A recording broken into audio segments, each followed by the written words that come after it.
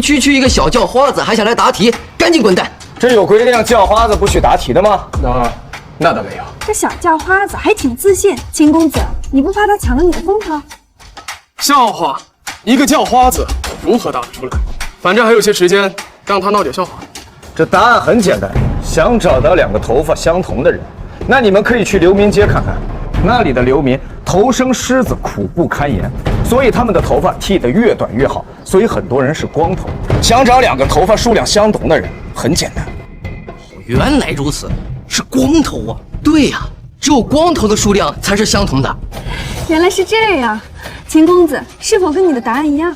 被他抢先一步，不过没关系，还有2题。你答对了，赏。本官这就说第2题。临滦县有一位有钱的李员外，膝下有2子，大郎和二郎，兄弟2人皆善骑术。大郎的马名为踏雪，二郎的马名为追月，都是以速度见长的良驹。时过境迁，李员外年事已高，为了确定继承人，便将兄弟2人带到赛马场。大郎、二郎，你们骑着马围着马场跑一圈，谁的马先跑完为输，谁的马后跑完为赢。赢的继承家产，输的分家而出。跑得快的还输，这难道是要比谁跑得慢吗？那这怎么赢呢？比赛开始后，兄弟2人驾驭着自己的坐骑，原地踏步，不舍得往前挪1寸，生怕输于对方。就这样过了1个上午，兄弟2人还在原地踏步。这别说半天了，这就算给他们1辈子，估计也分不出先后啊。那么问题来了，在如此的情况之下，用什么办法能让兄弟2人快速地决出胜负？请诸位仔细思考作答。秦公子，你可有想法？这似乎有点难，容我斟酌一二。简单，我知道。简单，我知道。你确定？我确定。哎，年轻人，我可提醒你，你要想好了再答。若是你答错了，上一题的赏金本官可是要收回的。祭酒大人，他不知天高地厚，就让他答吗？我也很想知道，到底如何才能分出输赢？这大郎、二郎2个人想分出输赢很简单，大郎骑的是踏雪，二郎骑的是追月。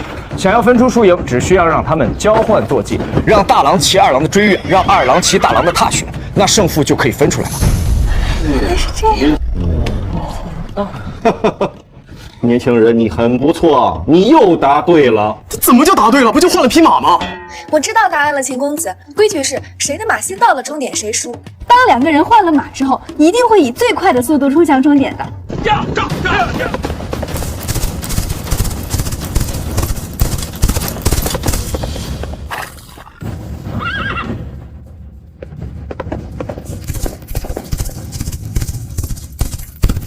厉害呀，小叫花子，你可以直接进入国子监读书了，未来科举上榜是指日可待呀！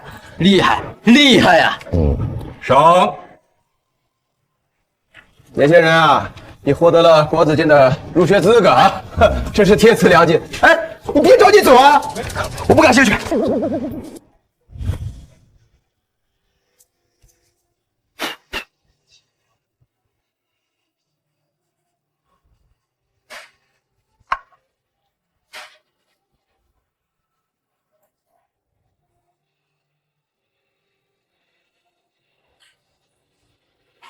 老天爷，我上辈子在现代已经走完了一生，了无遗憾。你却让我临死前穿越到这大梁国当个叫花子，你到底在想什么啊？哎，大哥，你是要抢我馒头吗你 ？fuck， 什么意思，大哥？你要想要的话跟我说一声，我就给你。fuck， 你说你给我馒头，我就给你。不许欺负我弟弟！你再欺负我弟弟，小心我下次我咬死你！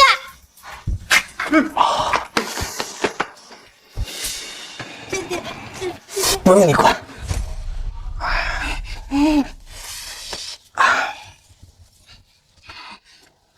弟弟起来。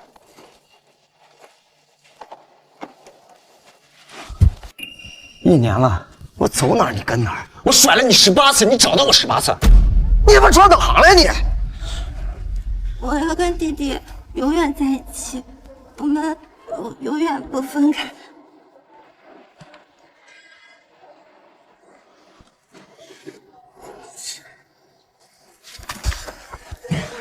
看好了啊！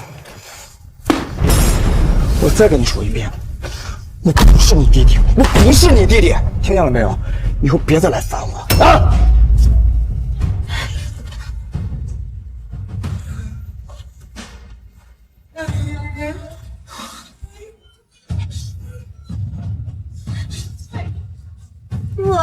你是我弟弟，你就是。你有病吧？啊？你是不是有病？看好了啊！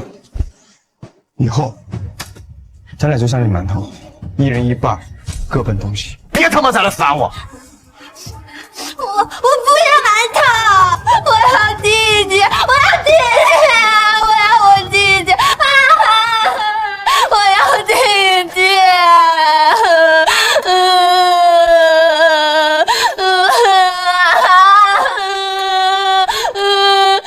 啊！不走了行不行？不走了。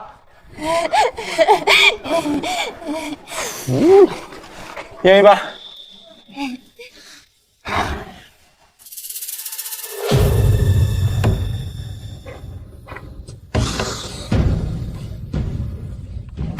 哎，说几个人？想活命，跟我们去矿场挖矿去。都快1年了，还没有落水的消息吗？启禀陛下，属下已寻遍大梁9州，都没有三公主的消息。臣以为，住口！母皇息怒，陛下息怒。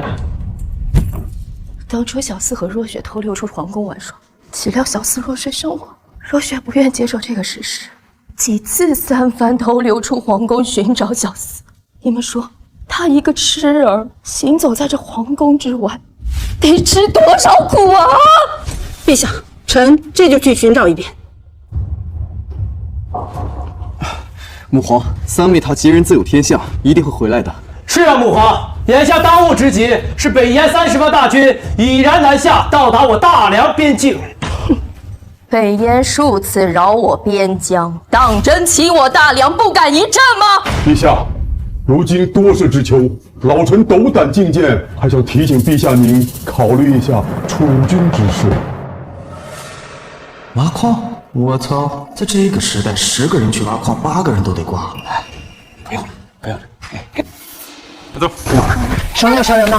哎，咱们商量商量，商量。放开我弟弟！放开我弟！弟弟别怕，姐姐救你！啊，自己开！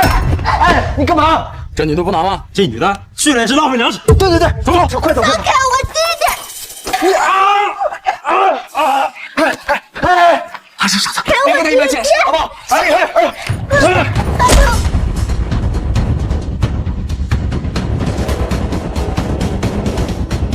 傻子！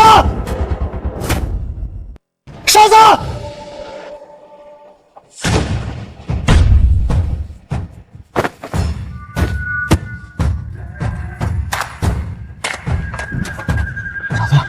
傻子！弟弟，别怕，姐姐保护你。你怎么那么傻呀？不会死了吧？死了也是活该，跟我们走！别逼我动手啊！我去你！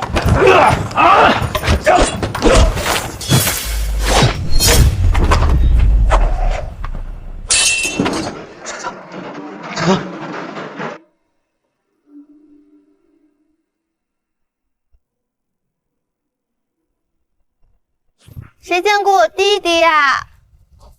弟弟呀！我就把输的全给捞回来。关键上哪弄去？你们见过我弟弟吗？哎，没见过。哎，妹妹，这妞虽然脏点，但是长得好像还挺带劲。我和她同事挺值钱的。我知道你弟弟在哪里。真的啊，就在那边。我带你去好不好啊？真鸡皮啊！我来了！不要看我弟弟，我要找弟弟。老黄。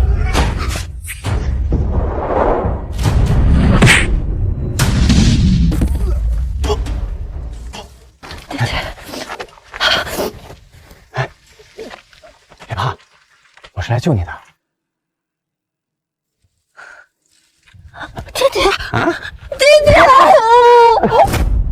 来，张嘴。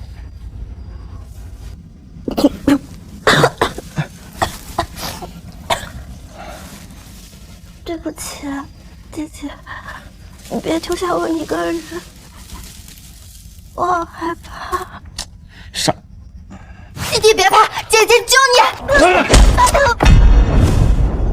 姐姐，我以后不会走了。你为什么不肯留在我身边啊？你可不可以不走了？陪着我，好吗？好，我以后不走了，我发誓再也不走了。在这个世界上，在乎我的恐怕只有你这个傻子了。以后你就让我来照顾吧。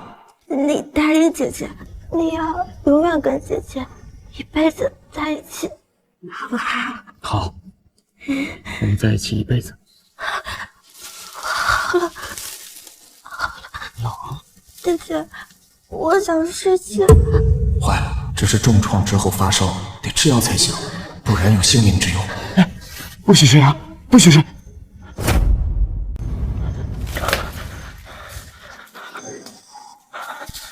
这点钱想买药太难了，得出去想想办法。你在这等我，我一会儿就回来，好不好？啊！不要丢下我一个人。我不丢下你，我很快就回来啊！很快，很快。别走，别走，别走！你不是说不会丢下我吗？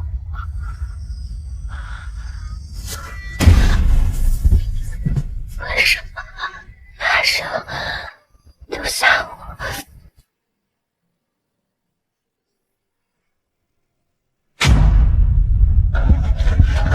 掌柜的，按照这个药方给我拿2副药。还有先生，您这上面的药材啊，每一样都贵着呢，没个200-300两可下不来台呀。本店概不赊账，您带钱了吗？200-300两啊？好，你先拿，钱我一会儿送来。钱！各位，又到了1年1度的国子监出题日，答对1道题者赏银100两，并且可以获得国子监入学的考试资格；答对2道题者获得赏银200两，还可以不用考试，直接成为国子监的学生。敢问王牧师，若能答对3题呢？3道题。能答对1道题者都寥寥无几，能答对3道题者还没有出现。拜见祭酒大人。凡是能连续答对3题者，赏金100两，而且本祭酒会向陛下举荐，推他入朝为官。哇，有钱赚了！我的女儿，你到底跑哪儿去了？你失踪不说，还总虎视眈眈。你的2个同父异母的哥哥也已经羽翼丰满，觊觎皇位，大臣们又各怀鬼胎。你要是再不出现，娘亲真的要顶不住了。陛下，慌慌张张，成何体统？陛下，微臣找到3公主了，她在哪儿？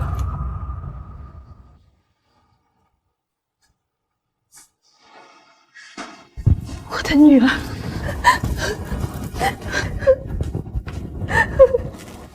我的女儿，这1年你都跑哪儿去了？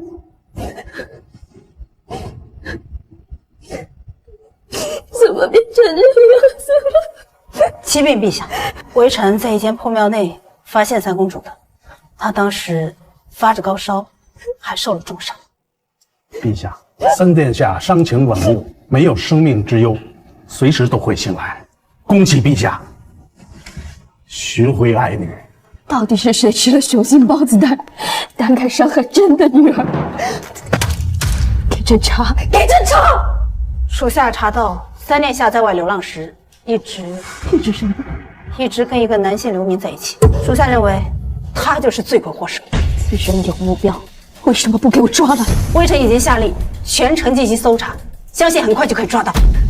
一旦抓到这个畜生，别人千刀万剐，凌迟处死，砍下头颅悬挂于城墙之上。还请祭酒大人宣布第一题。好，那本官就说第一题。本官近日得知，这京城之内至少有2人头顶的头发根数是相同的。那么问，本官是如何得知的？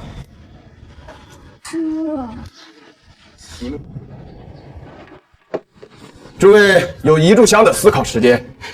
祭酒大人，我也想知道，这如何在京城中找出2个人的头发根数是相同的呢？每个人头发数量有多有少，而且数量如此庞大，这怎么可能找到2个数量相同的人呢？原来这么简单，我知道了。秦公子知道了，那为何不答？不急，我先等其他人答出来听听，再验证我的说法。哦，我知道了，一定是祭酒大人啊，找了一堆人，一根根数过之后，从而得知的。找了一堆人，一根根的数，你以为本官很闲吗？莫非是找了同年同月同日生的双胞胎兄弟？不可能，就算是双胞胎，那也不是数量相同啊。秦公子，看来只能等你作答了。我正有此意。我知道，我知道，我知道。哪来的叫花子？这里是什么地方？你区一个小叫花子，还想来答题？赶紧滚蛋！这有规定叫花子不许答题的吗？那倒没有。这小叫花子还挺自信，秦公子，你不怕他抢了你的风头？笑话，一个叫花子如何答得出来？反正还有些时间，让他闹点笑话。这答案很简单，想找到2个头发相同的人，那你们可以去流民街看看，那里的流民头生虱子，苦不堪言，所以他们的头发剃得越短越好，所以很多人是光头。想找2个头发数量相同的人，很简单。原来如此，是光头啊！对呀，只有光头的数量才是相同的。原来是这样，秦公子是否跟你的答案一样？被他抢先一步，不过没关系，还有2题。你答对了，赏。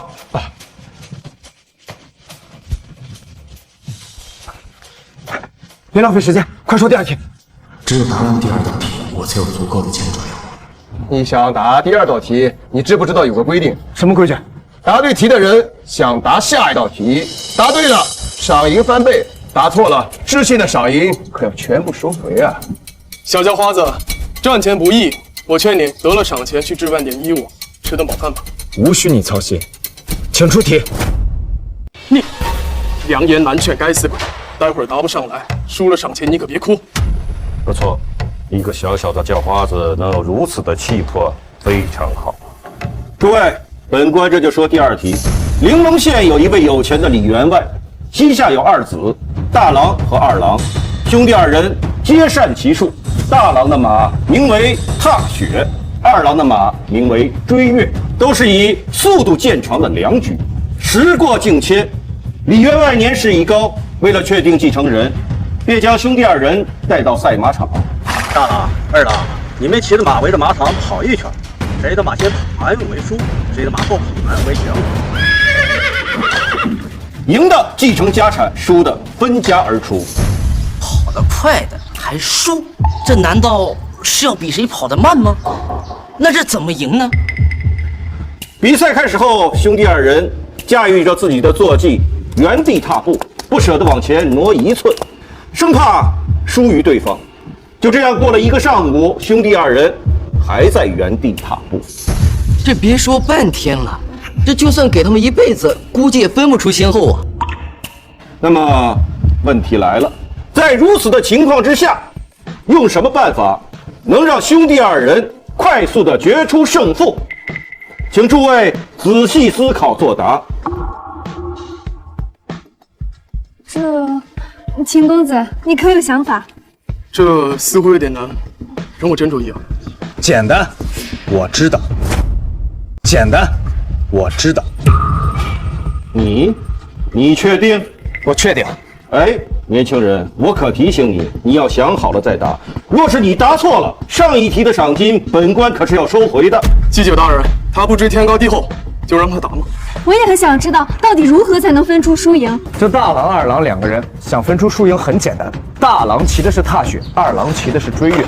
想要分出输赢，只需要让他们交换坐骑，让大郎骑二郎的追月，让二郎骑大郎的踏雪，那胜负就可以分出来了。原来是这样。年轻人，你很不错，你又答对了。怎么就答对了？不就换了匹马吗？我知道答案了，秦公子。规矩是谁的马先到了终点谁输。当两个人换了马之后，一定会以最快的速度冲向终点的。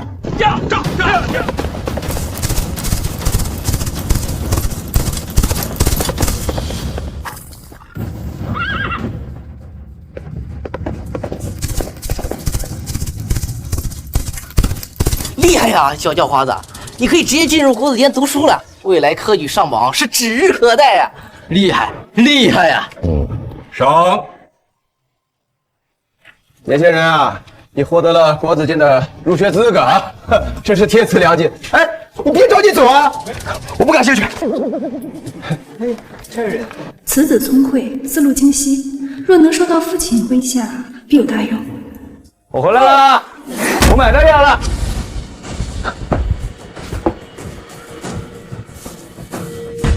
我回来了，人呢？好。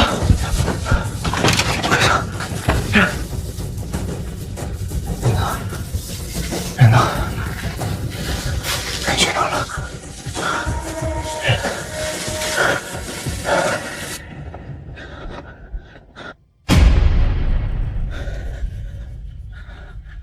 你出来呀！你别吓唬我好不好？我错了，我错了，你快出来吧！你不是说好要一直黏着我吗？我错了，行不行？你出来啊！就是他。叫你，终于找到你了，给我上！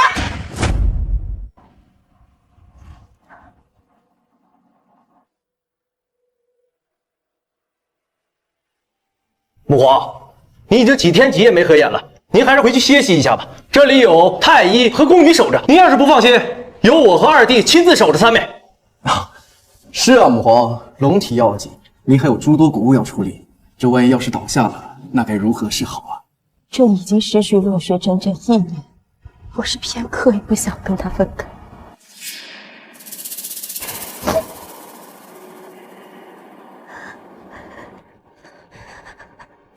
弟弟，别走，别走，不要走！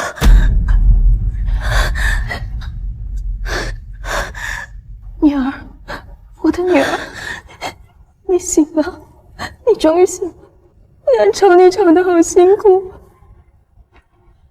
我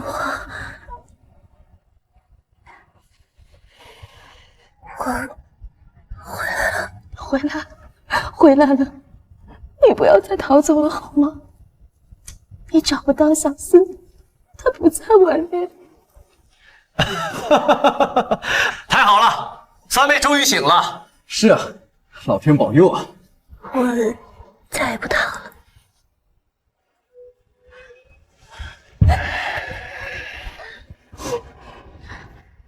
女儿你，母皇，我知道弟弟已经死了，我永远都找不到他。你的头脑，我的头脑很清楚，发生的一切的事情我也都记得。母皇，我不傻了。你好了，你终于好了，终于好了。苏建苏朝，你把二人送去昭告天下，朕的女儿回来了。朕今日要册封苏落雪上帝，为我大梁储君。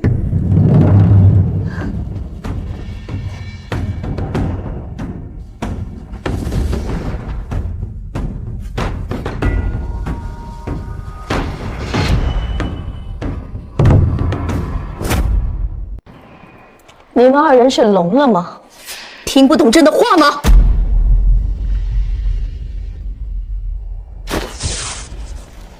是，母皇。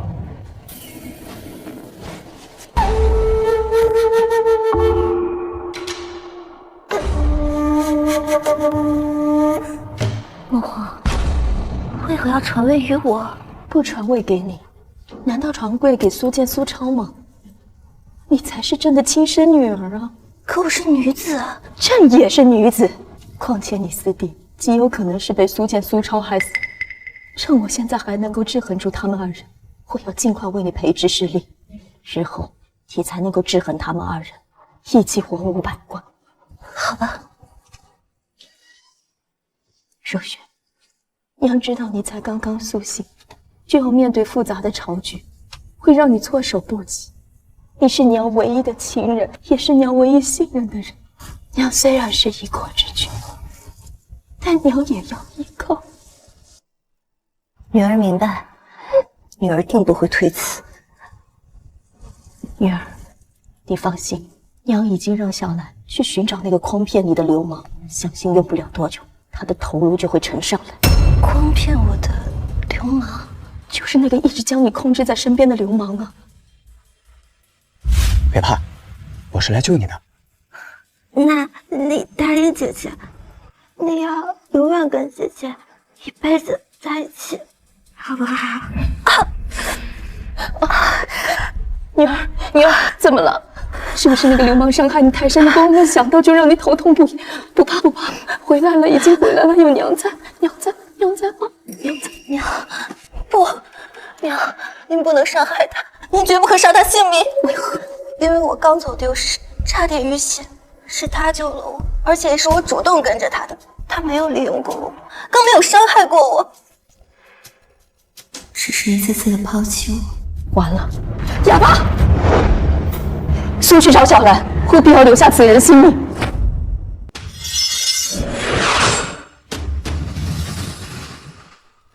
慢，为何不必？因为活着也没什么意思了。从未见过如此坦然面对死亡的人，一个普通流民会有这样的心智？你就不想知道为何要杀你？没兴趣知道，赶紧动手。你没兴趣知道，但我要让你死个明白。你伤害欺骗了三公主殿下，当今圣上要将你就地处死。陛下今次你也算死得轰轰烈烈。什么三公主三殿下，陛下要杀我，说他妈杀了。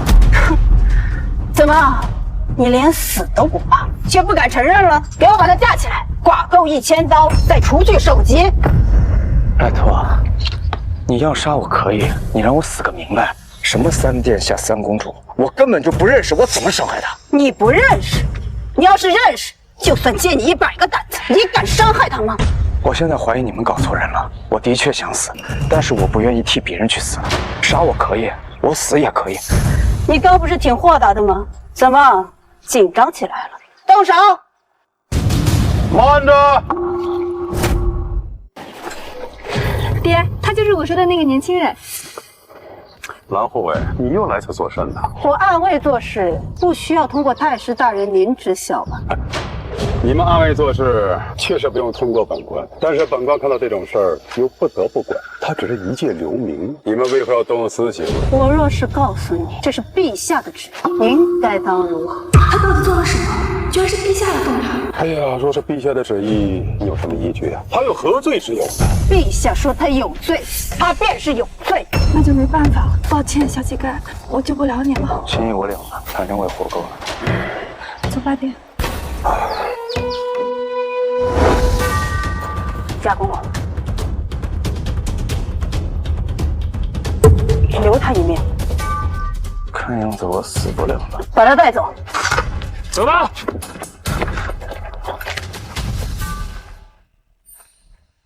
此人到底是何方神圣啊？这陛下一会儿要处死他，这一会儿又让雅公公亲自过来留他一命。我也不清楚爹，但是此人甚是神秘。哎呀，这女皇是刚愎自用啊！这大皇子和二皇子，那对着皇位那可是虎视眈眈。这世族门阀蠢蠢欲动，这不久的将来啊，这大梁朝局必然有一场血雨腥风。灵儿，你若是男儿身的话，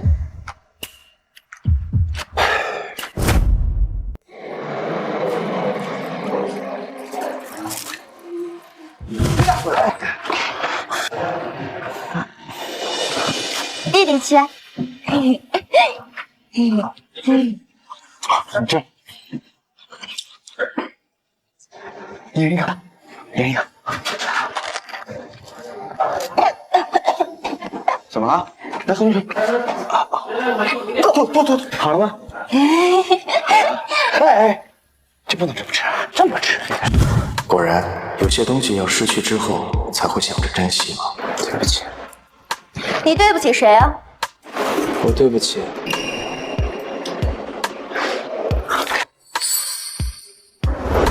傻子，还是大哥厉害呀！我又输了。我再厉害，也抵不过我们那流浪1年的三妹。她不一样，她毕竟是母皇的亲生女儿。咱俩算了吧。都怪父皇无能，非要让一个女人当政。现在倒好，他死之后，一个女人大摇大摆地当起了皇帝。大哥，这话可不能乱说呀。怎么，这里还有外人？还是说二弟要去告发我？就算没有外人，这话也不能乱说。毕竟母皇当朝已经是近20年的事实，未来恐怕会一直持续下去。哼，当初我们弄死了老四，又毒傻了老三，我以为这储君之位，他会在你我2人之间选一个。哎呀，故此我们明争暗斗了这么久，结果想不到啊，真是可笑。所以，大哥是想和我冰释前嫌了？不但要冰释前嫌，还要同仇敌忾。敌在何处？这还用我说吗？傻子，你没死，你还活着。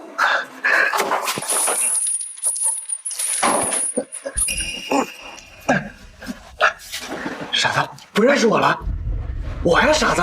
大胆奸民，你可知道你面前的是大梁的3殿下，昨日顿时被陛下册封为少帝，你敢叫他傻子，你不要命了？真的，你竟然是3殿下，还成了少帝。我赵林竟然跟一个以后要当帝王的人一起流浪了1年。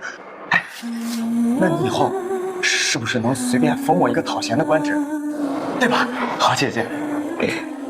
哎，我可没伤害他啊，他自己在这儿呢，不信你问他。当时少帝正在昏迷，我误以为你伤害，现在误会都解除了。那解除了，就给我解开吧。现在还不能给你打开，因为我有一个问题要问你。你好像跟之前不一样了。你要问什么，我都回答你。面对如今的我，你可后悔？后悔什么？你弃之敝履的乞丐、疯子，竟是天皇贵胄，是你高攀不起的存在。你难道不后悔吗？哎，你的思路怎么变得这么清晰？你不傻了？我为了救你，差点被人打死，你却把我丢弃在破庙之中，不顾我的死活。我没有。若非母皇将我寻到，我现在早已死去。此时此刻，你得知我身份尊贵，便恬不知耻的跟我拉关系，甚至不惜叫我姐姐。你以前叫我傻子、疯子，甚至叫混，你都没有叫过我姐姐。你甚至让我给你封个官当，你简直丧心病狂！好，我承认，之前我是有些嫌弃你，我向你道歉，对不起。但是现在我看到你站在这儿，还当了什么少帝，我很高兴。我看到你好了，我更高兴。我还能再见到你。我这辈子已经没什么遗憾了，今天是我最高兴的一天。够了！你到底要假惺惺到什么时候啊？你不要以为趁着我精神失常的1年里，错把你当成我的弟弟，你就能在我身上讨到半点好处。我告诉你，你刚才说的一番话，不但不会让我对你有半分好感，反而令我作呕。你觉得我假惺惺？好，随便你怎么想，反正是不是真的我心里清楚。还有，我没把你抛在破庙里不管你，那你为什么要把我一个人丢在那？你受伤了，你生病了，我要给你拿药啊。拿药？你连乞讨都不会，你哪来的钱去给我拿药？好，言尽于此。你要是不信的话，我也没办法。你要是不解气，觉得是我不管你，你可以杀了我。你说什么？我说你把我杀了，一个少帝杀一个乞丐，你杀我就像碾死一只蚂蚁。你以为我不敢杀你是吗？哎，看来少帝很在乎这个乞丐，所以才会如此生气。说杀了他也好，这样至少不会成为少帝的绊脚石。哎，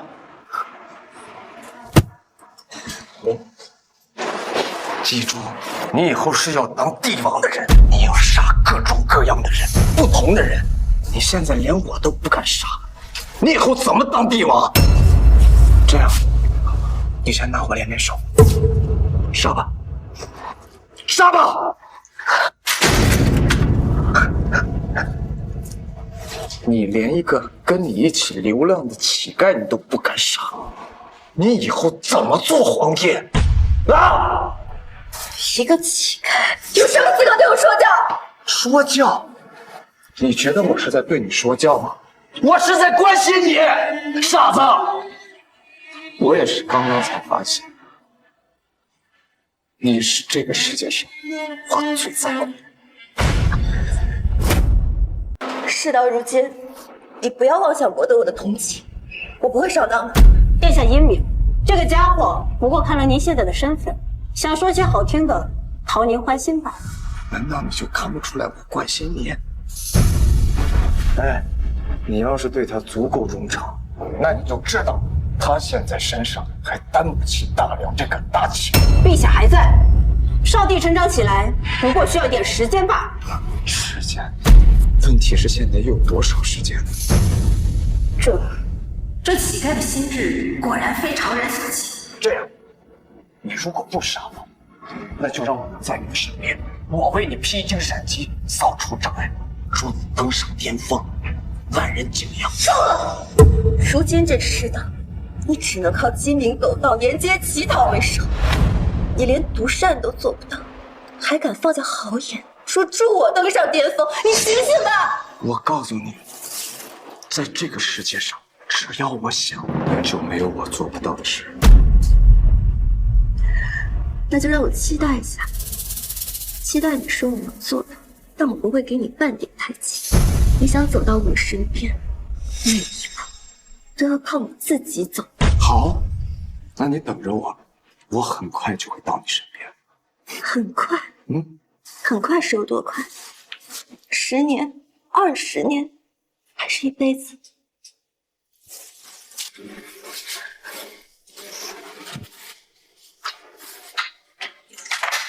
殿下善良，你若是想在他面前装装样子，恭喜你，你很成功。所以你也觉得我在辛苦自己？难道不是吗？好，等着瞧。好，我等着。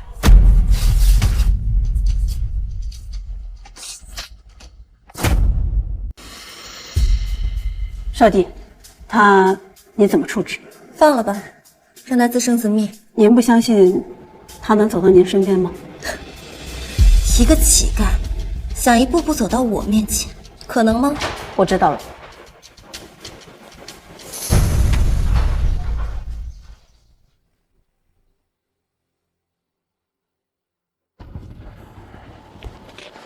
兄弟啊，拿钱买点吃。谢谢啊，但我不是狡猾的，把钱留给有需要的人们。第3题比较复杂，本官给了你们3日时间思考，你们剩的时间已经不多了。我替金九大人最后重复下这个题目，用现场的这些人围出一个最大的面积。我先来。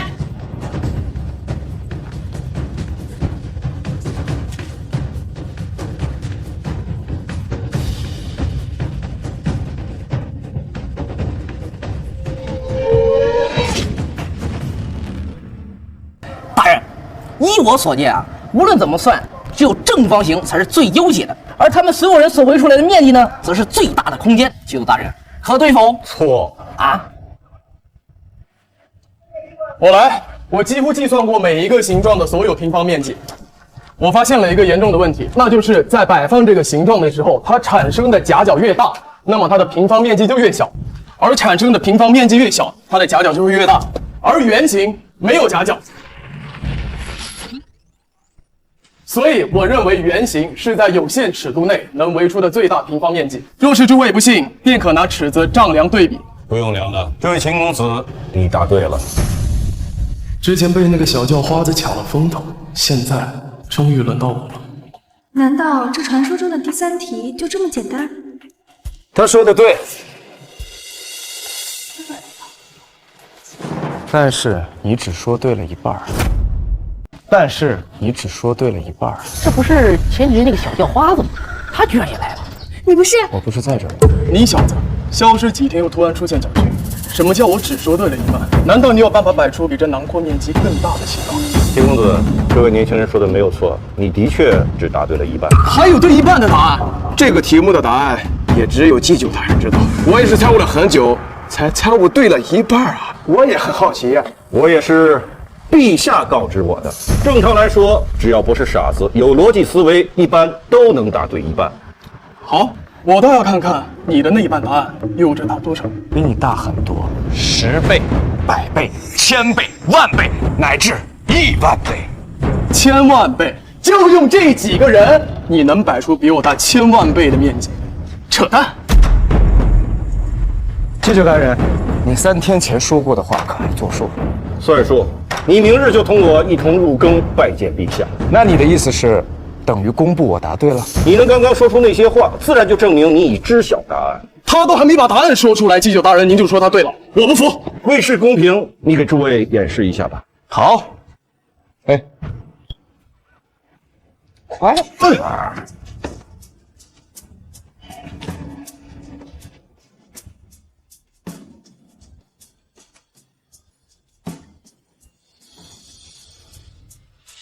我好了。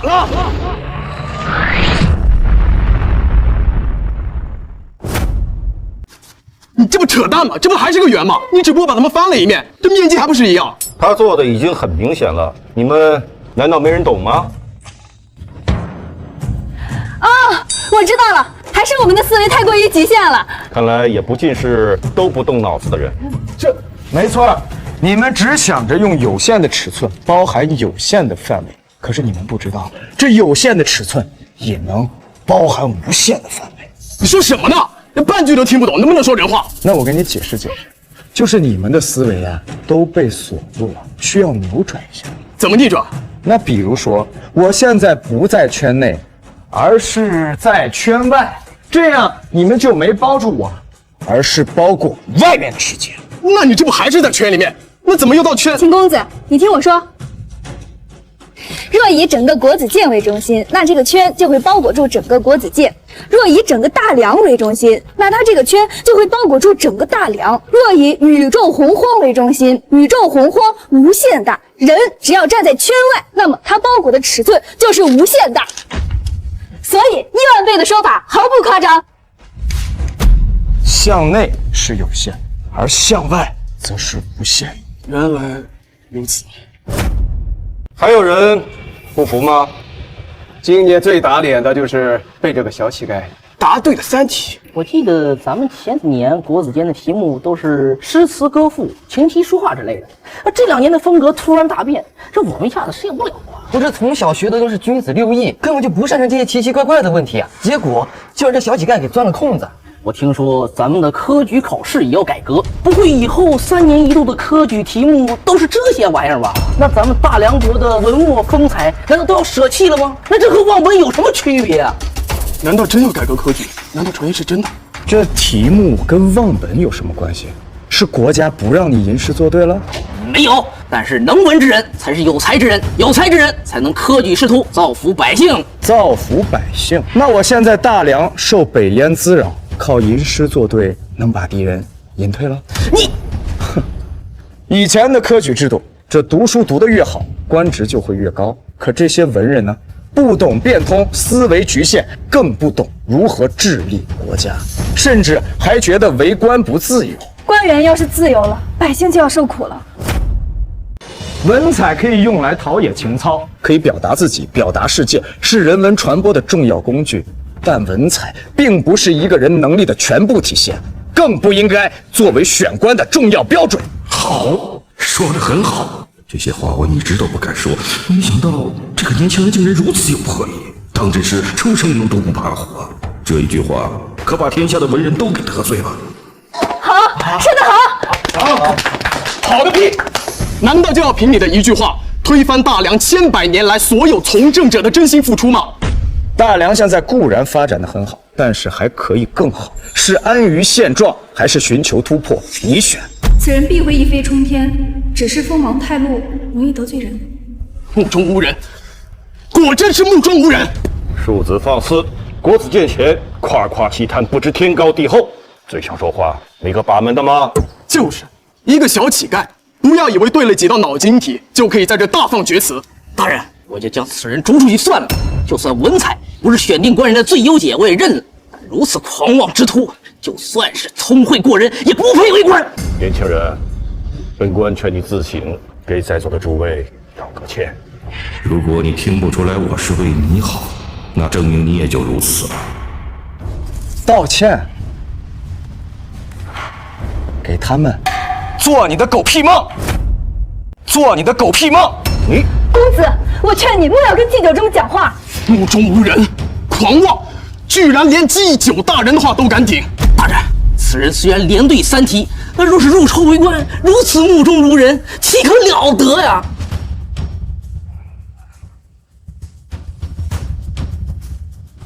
年轻人，我希望你能明白我的意思。我懂你的意思，但是你不懂我的意思。我的意思，你是想要气煞老夫吗？果然听不懂人话，可惜呀。这自古以来，凡是重大的改革，绝对不能是温水煮青蛙，否则煮着煮着，这水的温度就低了。重大的改革需要的是决心。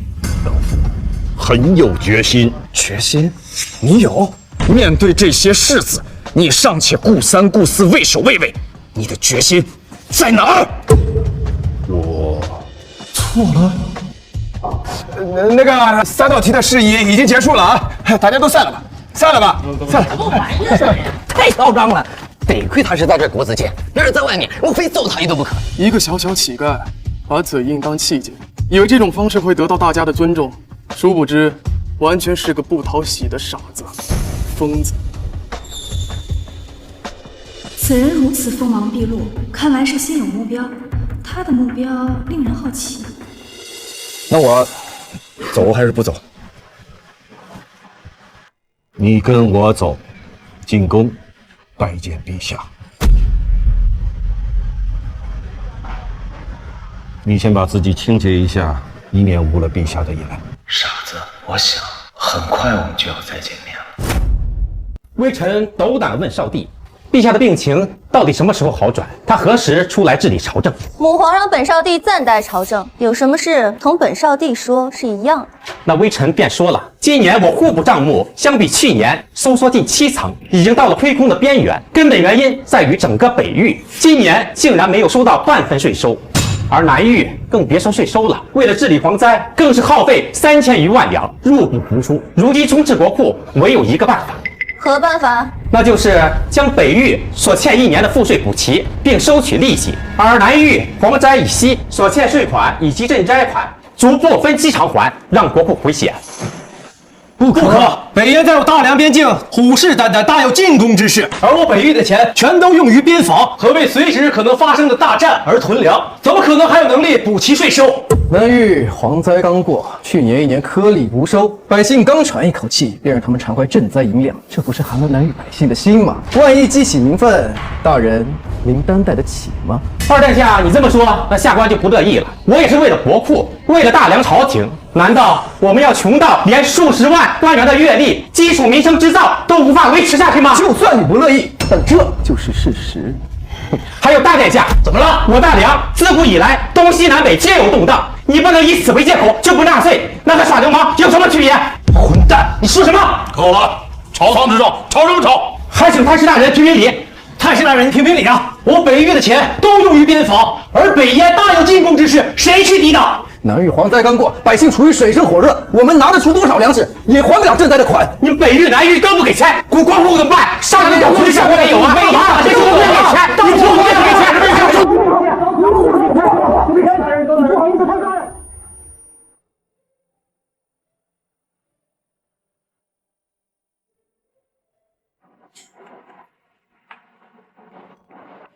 第一次上朝，感觉怎么样？难，觉得难就对了，这就是帝王的生活。所以你要善于利用你手中的文武百官，去平衡、去解决、去治理这个国家。儿臣定会努力。陛下，国子监祭酒张纯生求见。张纯生，你确定他要求见朕？千真万确，你要他找的人，他找到了。什么？龙体重要。几年了，终于找到了。速速叫他进来。是。终于找到了，希望不要让我失望。母皇为何如此激动？这都是因为你。因为我。娘亲年轻的时候忙于斗争，耗费太多心血，这才积成内疾。母皇当然不希望你再走我的老路。所以您才……所以我一直暗暗寻找人才，一个能成为你大辅的人才。可惜我大梁科举制度过于迂腐，一时间又难以扭转，我便暗暗让张纯生根据我的要求去寻找心仪的人才来辅佐你。对不起，母皇，都是儿臣无能，才让您这么操心。傻孩子，我是你娘亲，为你做什么都是应该的。臣参见陛下，参见少帝。祭酒大人免礼。人呢？带来了吗？回陛下，在殿外候着。你且先说说他的情况，身家背景可曾了解清楚？陛下放心，此人出身微末，且无半点背景，原是那北方逃难难民的遗孤，在外流浪多年。流浪？这么说是个乞丐？乞丐？乞丐？但我不会给你半点台阶。你想走到我身边，每一步都要靠你自己走。好，那你等着我，我很快就会到你身边。怎么可能是他？婉儿，怎么了？没事，母皇，只是儿臣前段时间也在外流浪，所以对乞丐二字有些感慨。陛下，此人的确是乞丐，所以没有让他直接入殿，让他在外面候着。若是陛下嫌弃，我可以让他走，以免误了陛下的言。容朕思索片刻。是，陛下。婉儿，你觉得乞丐当中会有盖世人才吗？若是盖世人才，又岂会是一个小小的乞丐？那就……但儿臣也不能把话说死，只能说，也许吧。我本来底线至少是个寒门出身，没想到竟然是个乞丐。若我直接提拔，以他的身份，必然会使我都遭受诟病。但若我因他是乞丐便拒之门外，恐怕会让曾经流浪过的若雪不好受。还是见面再说吧。他当真连续回答对了朕的3个问题，千真万确。那就先叫进来吧。是。陛下有旨，进来吧。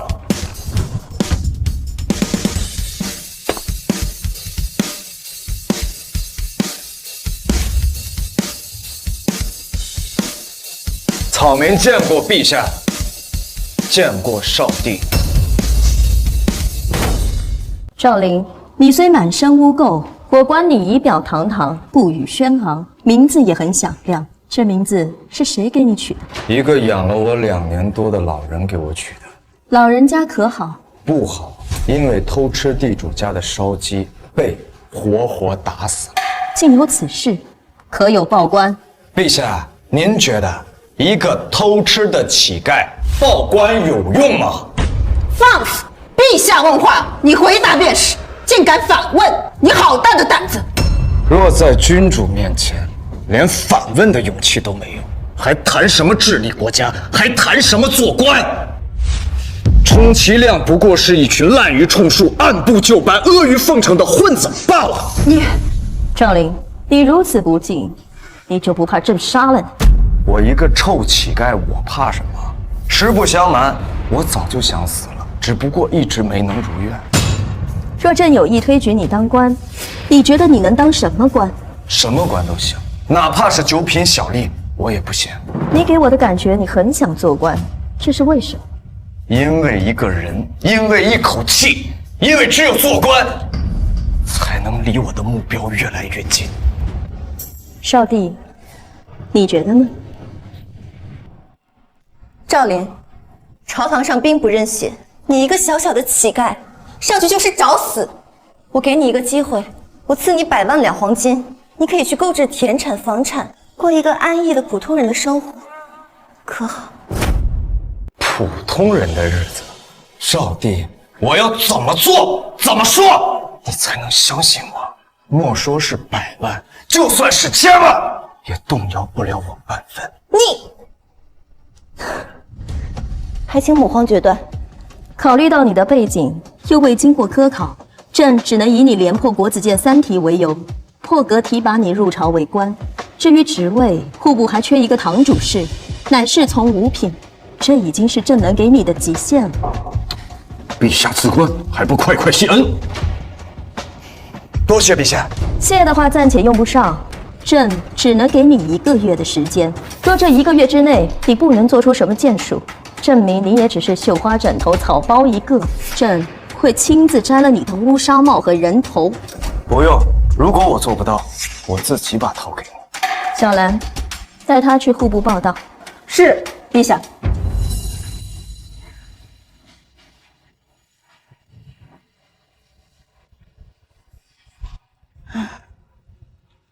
母皇为何而叹？我一方面希望他有能力做你的大辅之才，另一方面，我又希望他平庸。为何？他若平庸，1个月之后，我便可以将他逐出朝廷，他继续做他的乞丐便可。但若他真的有超世之才，待他替你扫清一切障碍之后，你必须得亲手杀了他，以绝后患。如果你做不到，娘会替你做到。母皇说什么呢？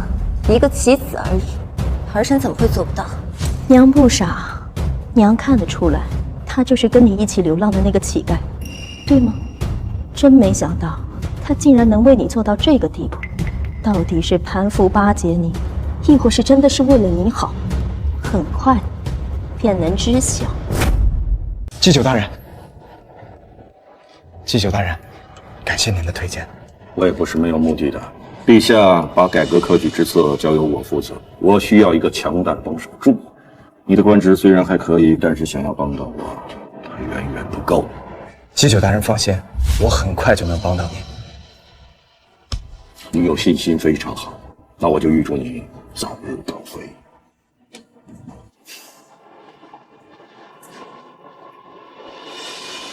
赵莲，随便添，添字好不好香？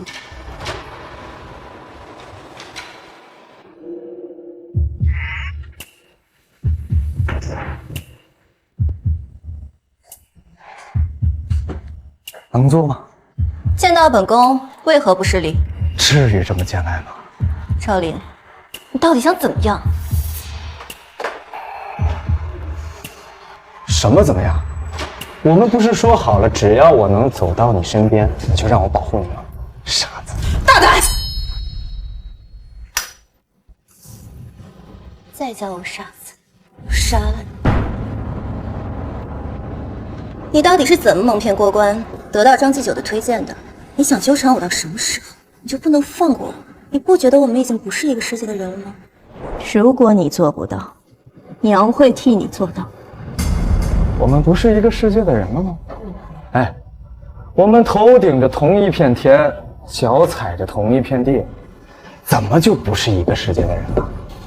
哎，这曾几何时啊，我们还在这10变天的后厨里面偷别人剩下的东西吃，但没想到今天在这最大的包间用膳，嘿，有什么事儿，咱们吃完再说。既然你不听劝，那这饭也不用吃。滚！哎，秦公子，天造包厢已经有人了，你不能强闯啊！让他们换一桌，本公子今日就要签字号。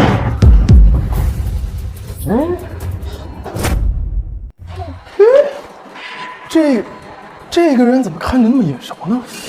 是啊，这个人好像在哪儿见过。这不就是那个答题的乞丐吗？哦，对，就是他。这几日不见，反倒人模狗样了啊！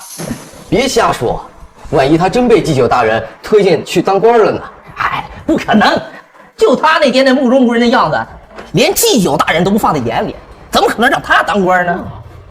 小乞丐，今日本公子高兴，要在天字号宴请诸位，还得麻烦你让一让。当然，你旁边这个姑娘可以留下，本公子一并宴请了。哎，我的同事好。秦公子，我们认识，还一同答过题，不如我们一起入戏就坐吧。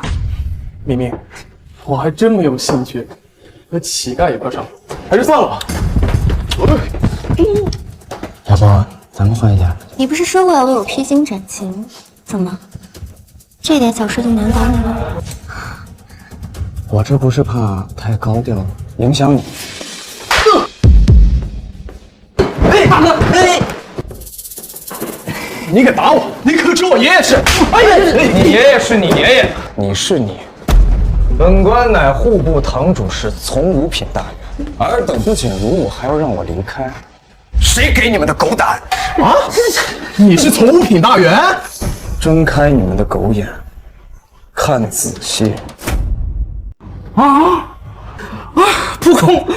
不公啊！你个乞丐，竟然直接上了五品，这让我等苦读10年的学子寒心啊！真是的，怎么会变成这样啊？别太嚣张了，不过区区从五品，对我秦家来说不值一提，对在座的诸位来说也不过尔尔。什么你的？叫大人，你们这帮世家子弟，仗着家族背景雄厚，可你们呢？有一官半职吗？再在我面前耍横，我还打你们！你两个废物，走，滚！赵公子，你不该如此。我的事用不着你管。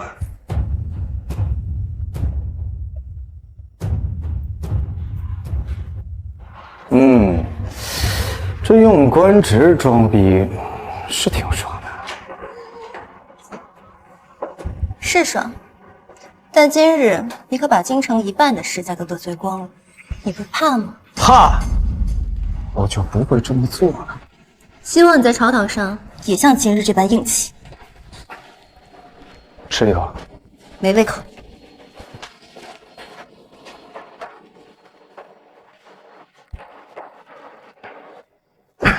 我自己吃，我最讨厌浪费粮食。参见少帝。平身。少帝殿下，充盈国事一事，您可有决断？北域抵御外敌，本少帝可以免除你的罚息，但是所欠的税款还需补上。大哥觉得如何？少帝殿下，您说笑了，单单免除罚息怎么能够？我北域的钱都用在边防之上，哪还有钱强行交税呀？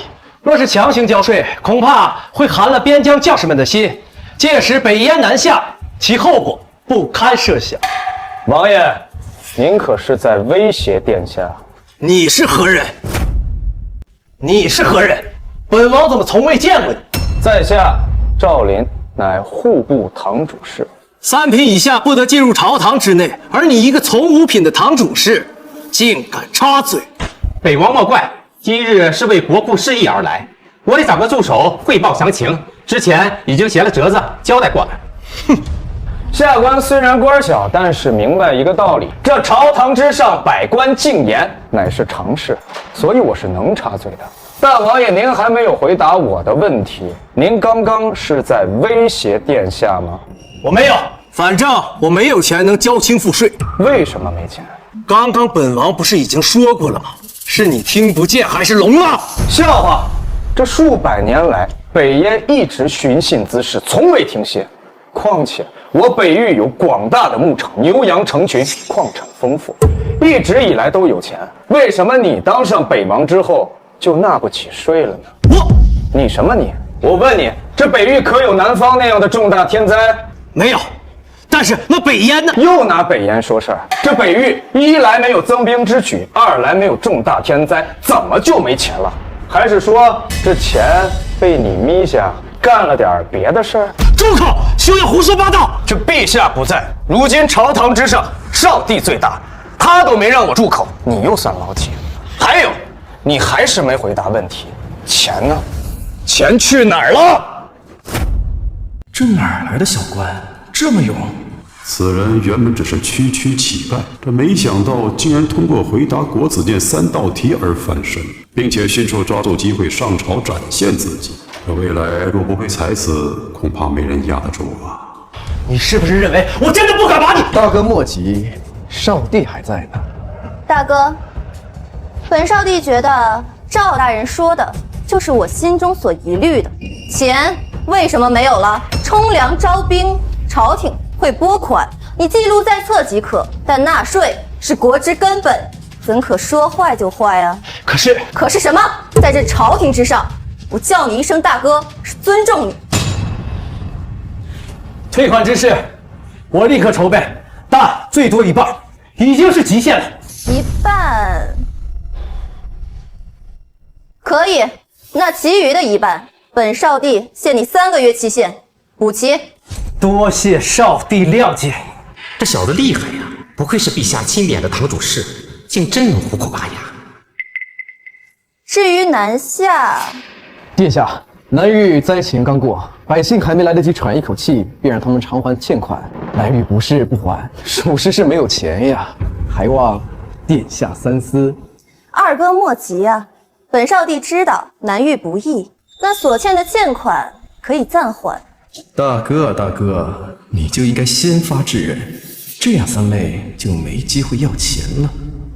不过嘛，这个南域赈灾所用数额巨大，其账目本少帝需要仔细核对，也是方便我了解南域的灾情。那这件事就交给赵林主事去做吧。赵林，你能否辅助我二哥整理账目？回殿下，微臣能。回殿下，微臣能。如此甚好。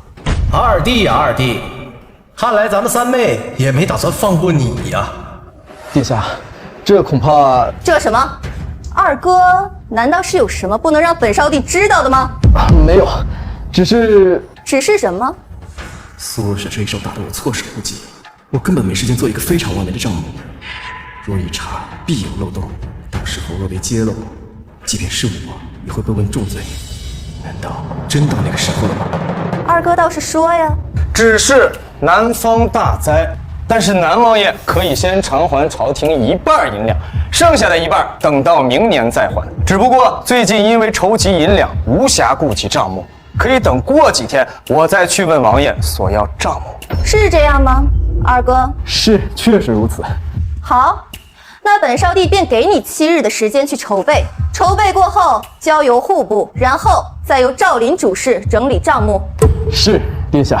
若南北各收回1半，那我户部便能松一口气。但离充盈还相差甚远，但仍有误国纲之危呀。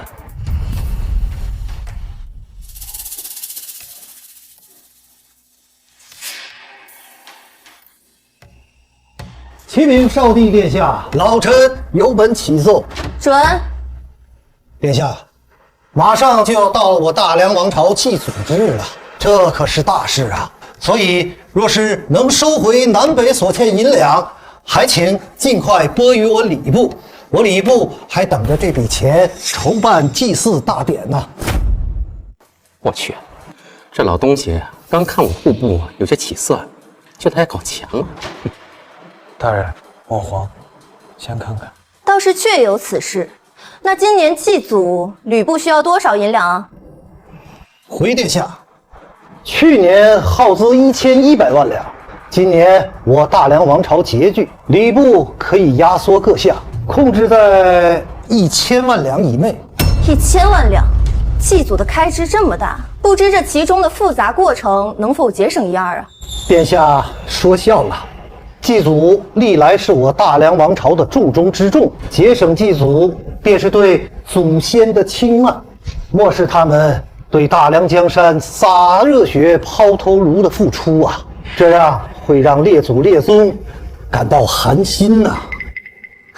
吕大人，本少帝不是这个意思，只是今年情况实在是特殊，这开支确实太大了。难道陛下是觉得老臣在胡乱开支不成？甚至是手过流油？老臣敢清晰所有账目，精确到每一个铜板的去向，还请百官同僚监督老臣，若有半分不对，我愿以老命相抵。吕大人，此话严重啊！太师大人，老臣这话不为过呀。少帝今日主打的就是一个不相信，不相信呐，让一个不知从哪儿来的从五品小吏，像个疯狗一样在朝堂之上乱吠，一会儿质问这个，一会儿又质问那个。既然如此，那我先表明态度，免得以为老臣有私心呐。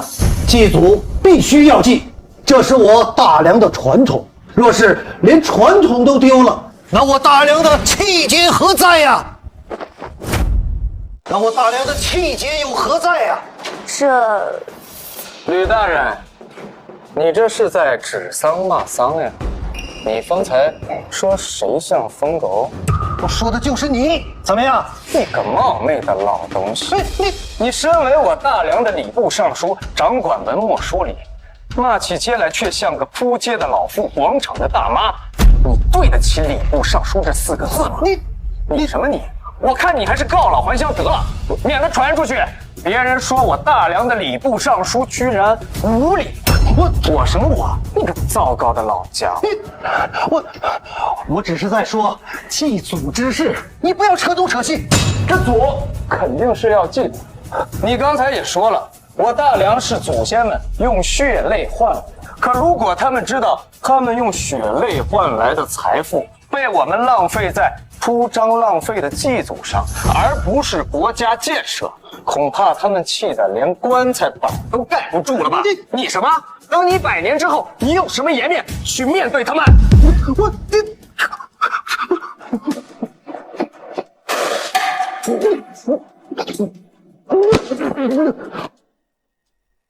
糟糕的尚书大人，你怎么了？吕大人，哎呀，少帝啊，吕大人急火攻心，气血上头，他晕过去了呀！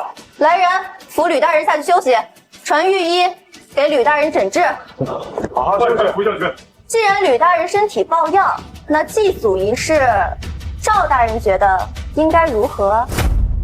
依臣之见，祭祖当日应当举行庙会，唱唱歌，跳跳舞，该吃吃，该喝喝。但是到子午时分，中山寺99次鸣钟，而钟响之时，全城的百姓寂静默声即可。岂有此理！祭祖变成了开庙会，这两者岂能混为一谈？老夫倒觉得钟声一响就默哀，倒是个好主意。整个的祭祖呀，是肃穆之事儿，当日应该庄严一些，不过这庙会嘛，少帝啊，老夫就觉得罢了吧。太师大人，敢问您若在100年之后，您希望您的后辈们如何呀？当然，我也希望看到我的后人开心、快乐、幸福。您是这么想的，我相信我大梁的先祖们也是这么想的。他何尝又不想看到百姓安居乐业、健康快乐呢？此话说的倒是有道理。既然如此，那老夫就暂时赞同赵主事的观点吧。大庙会根本没多少开销，18000就能搞定。在当下国库收紧的情况下，我户部强烈赞同。我也赞同。好，那便如此决定了。岂有此理！今天哪儿来的疯狗，在朝堂之上一顿乱咬，害得我等各损失了上千万两。据说好像是个乞丐，在国子监答题的时候脱颖而出，被举荐入关。什么？乞丐？竟然是个乞丐，直接入朝为官，他必须给我死！这不可，他刚与我们有矛盾便死，这不是直接让人怀疑到我们头上吗？怕什么？兵来将挡，水来土掩。况且他若现在不死，日后必定祸端不断。二弟，这个道理你应该比大哥懂。若不是当初心软，只弄死了老四，而留了他一条性命，怎么会有今天这副局面？行，那就按大哥说的办。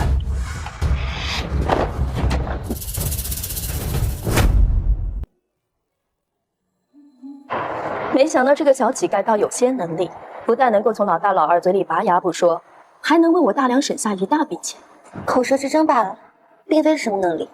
一个区区从五品能够把一二品大臣对得哑口无言，这不是能力是什么？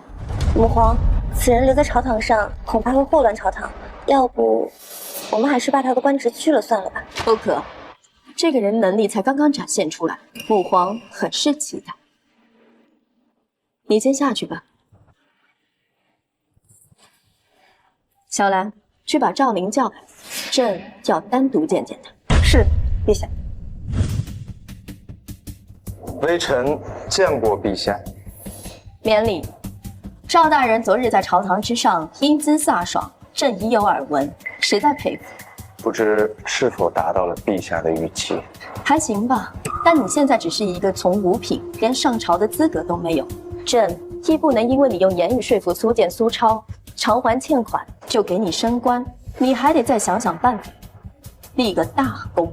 臣已有准备，还请陛下放心。赵灵，朕有个问题在心中萦绕许久。朕只知道你之前是乞丐，四海为家，却不知道你的家乡究竟是何处。你可还记得？赵灵当然记得。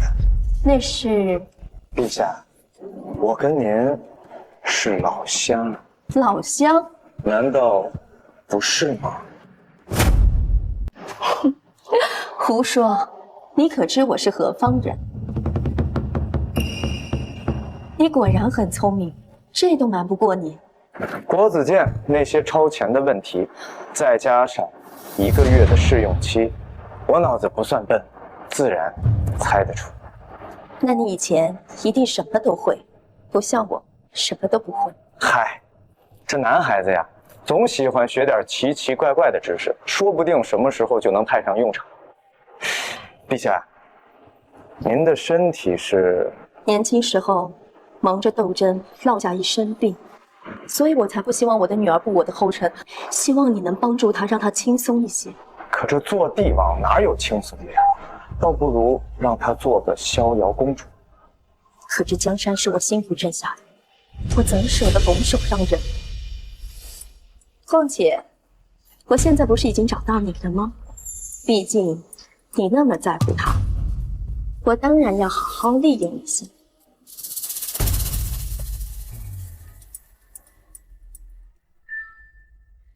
我娘和你说什么了？陛下跟我是老乡，然后我们就简单聊了几句。他跟娘是老乡，娘怎么没跟我提过呢？殿下，杨国言师已到，请他进来。是。言石？没有言石啊。请吧。真没有。拜见大梁少帝。请问使者，为何向我大梁出售的盐涨价了5成？少帝殿下，这物价水涨船高，大梁的粮食也涨了呀。胡说！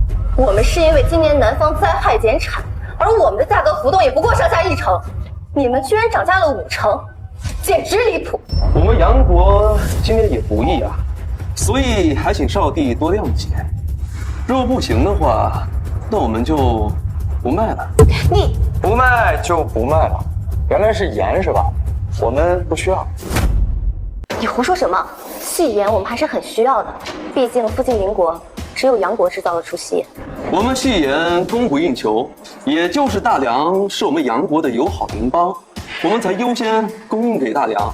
若是大梁有疑虑的话，那我们就卖给别人了。价格能不能再商量一下？那你们就卖给别人吧，慢走不送。哦，对了，另外，我大梁南下出现了蝗灾，原本是双方互相友好贸易，我才卖给你们粮食。但是现在我们要防着北燕来犯，所以这粮食我们也不卖了。你们要买的话，就去找别的国家吧。小兰，松口。什么？不好意思啊，使者，他只是一个小吏，不懂规矩，海王勿怪。若人人都像这小吏一般无礼，那大梁还谈什么礼仪之邦？这礼仪之邦面对的是有礼仪的人，而不是你这种敲竹杠的。告诉你不要让你胡说，这下好了，不得不打你世纪大板才能平息此事。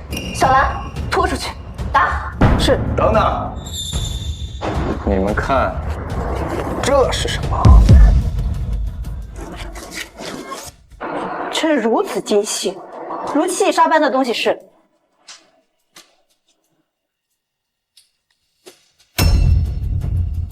是盐。没错，是比他们杨国还细的盐。怎么可能？胡说八道！我就没见过比我杨国还精细的盐。这怎么可能？我不信，我不信！傻了吧？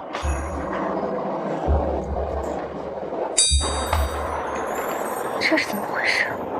启禀殿下，下官不才，刚刚研制出了制作精细细盐的方法。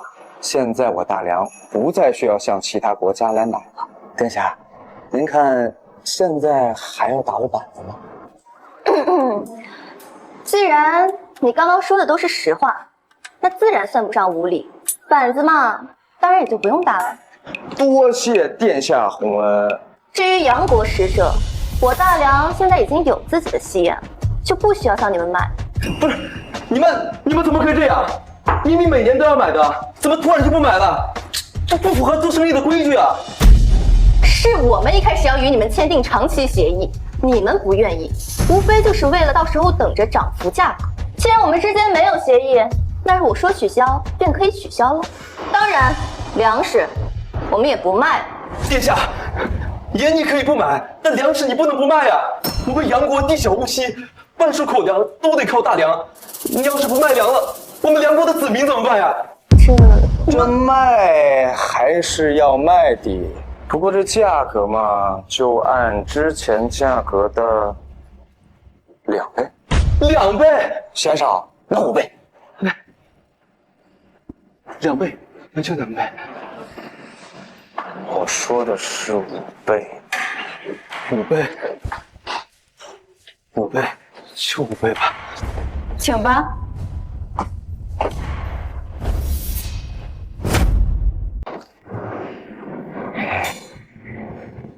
怎么样？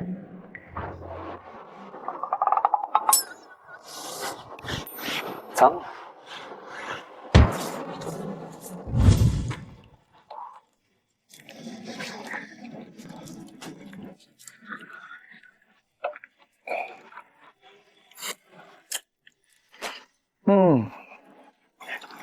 早晚有一天我要把细盐练出来，这要是往上一撒，那得老香了。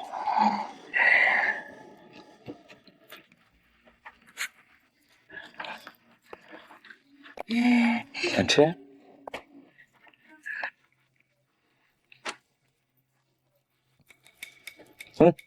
熟了。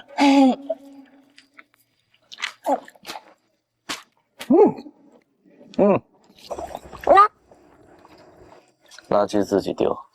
好的，给弟弟。谢谢你哦。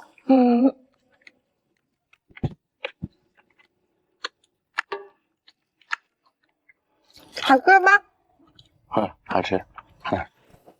没想到你真的能制造出细盐，这对于我大梁来说，能够节省一大笔巨额的开销，也能让我大梁的百姓都品尝到细盐。这对大梁百姓来说，无疑是一个大举。那你是不是原谅我了？永远不。弟弟，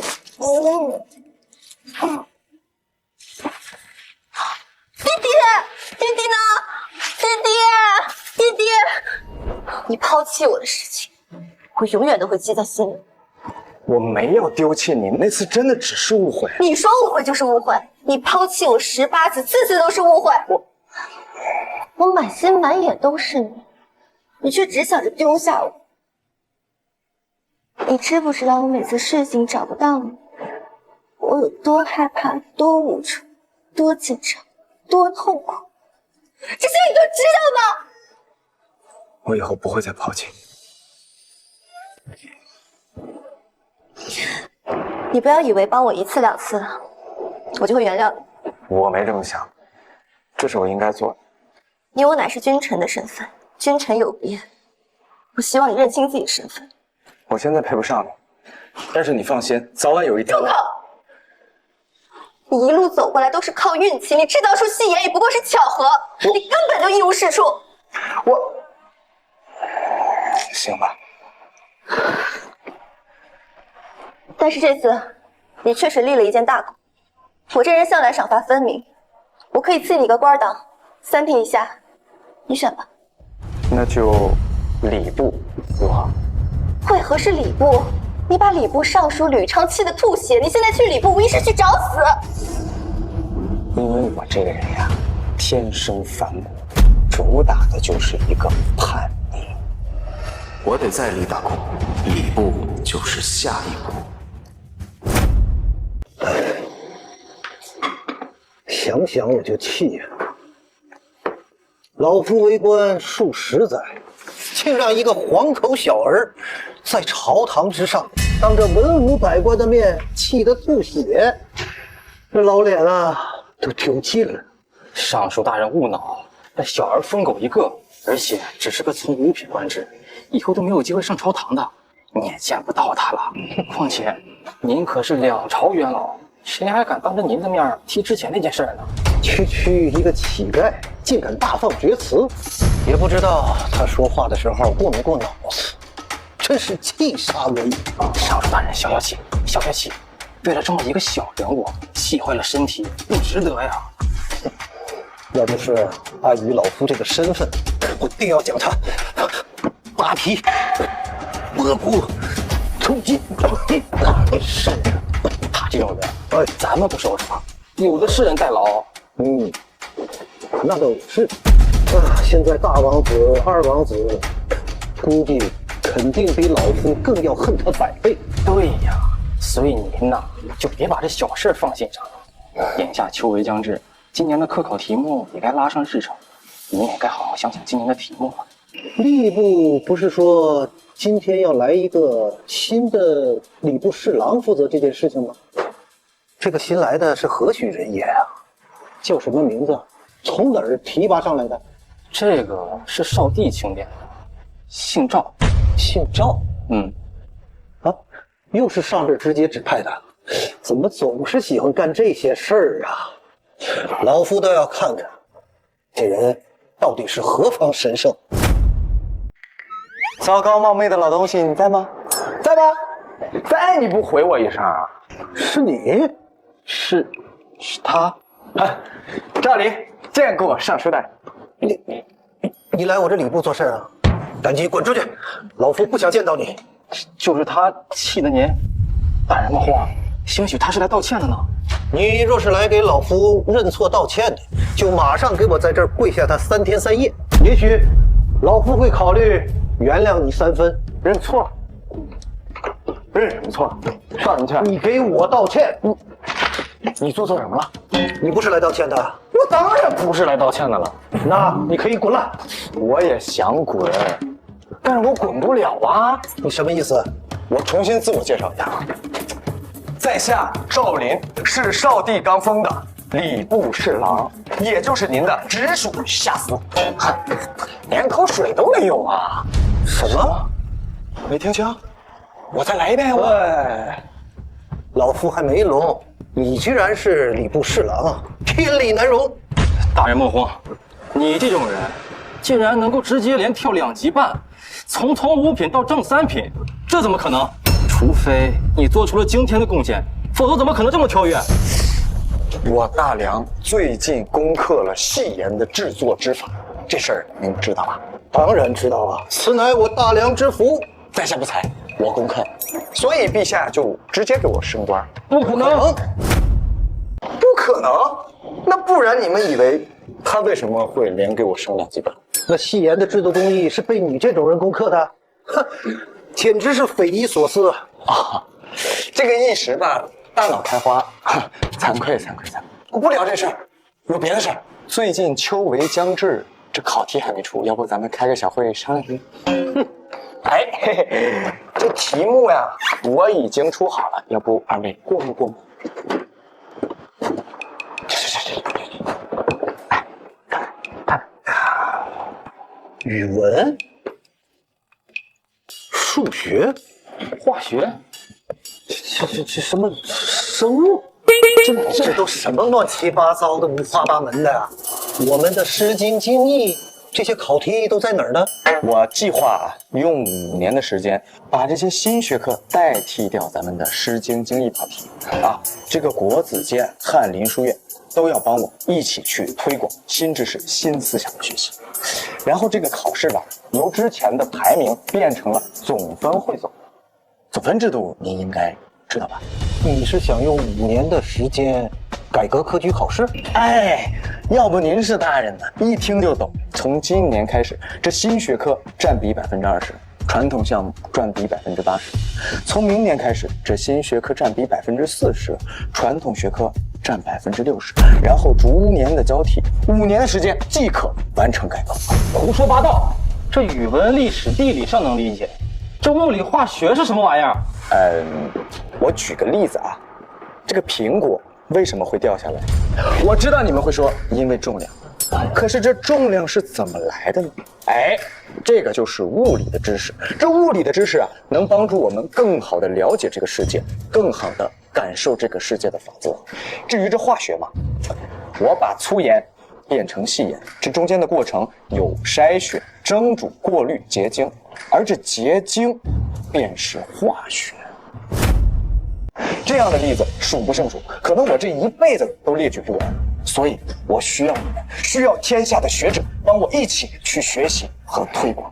当然，我知道你担心什么，这《诗经》经义啊，并不是要移除考试，而是要把它划分为语文这个学科里。你放心啊，几千年之后，这语文学科仍然占比非常高。而这样呢，就可以利用不同学子的不同兴趣爱好和他们的特质，为我大梁输送各种各样的人才。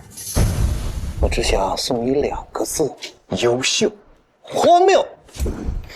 只要我还是礼部尚书1天，就不允许你把《诗经》经义从考题上抹出去。对，我的问题，我就知道不该跟你这些老顽固讲这些。你殊子不足与谋也呀！大人，行。大人呐，这改革科举会搅动天大的风云，大梁各家书院不允许，天下墨客也绝对不会允许的。所以呀，他肯定完不成。不如你放手让他去做，届时失败后，少帝跟陛下必然大怒，没准儿叫他贬为原形，重新变成乞丐。到时候你的恶气不能出了，也免得跟他在这件事上产生争执。毕竟他也算得上是红人。言之有理。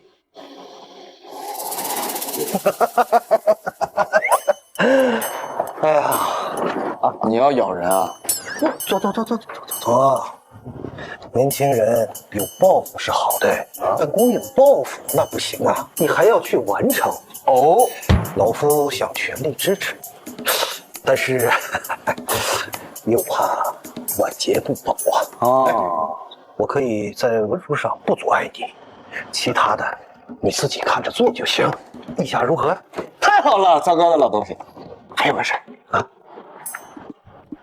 书不错，走了，好好干。那老夫就等着看你的笑话喽。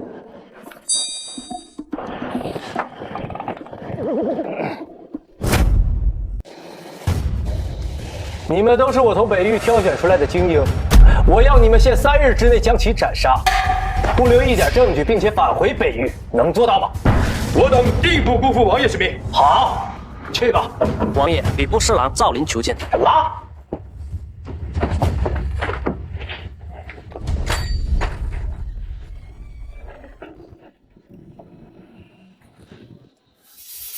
赵大人，光临我寒舍有何贵干啊？寒舍？哎，王爷，您太谦虚了。您要是去之前我住的地方看看，您就知道什么叫寒舍了。赵大人，此行来有何目的？赶紧说，不然，请回吧。王爷，其实我有难言之隐。难言之隐？没错，就是我不好意思说。赵大人，我们还没有那么熟吧？你有难言之隐找我做什么？你应该去找大夫。王爷，你误会了，我说的不是那个。那是什么？王爷，我总觉得最近有人要杀我。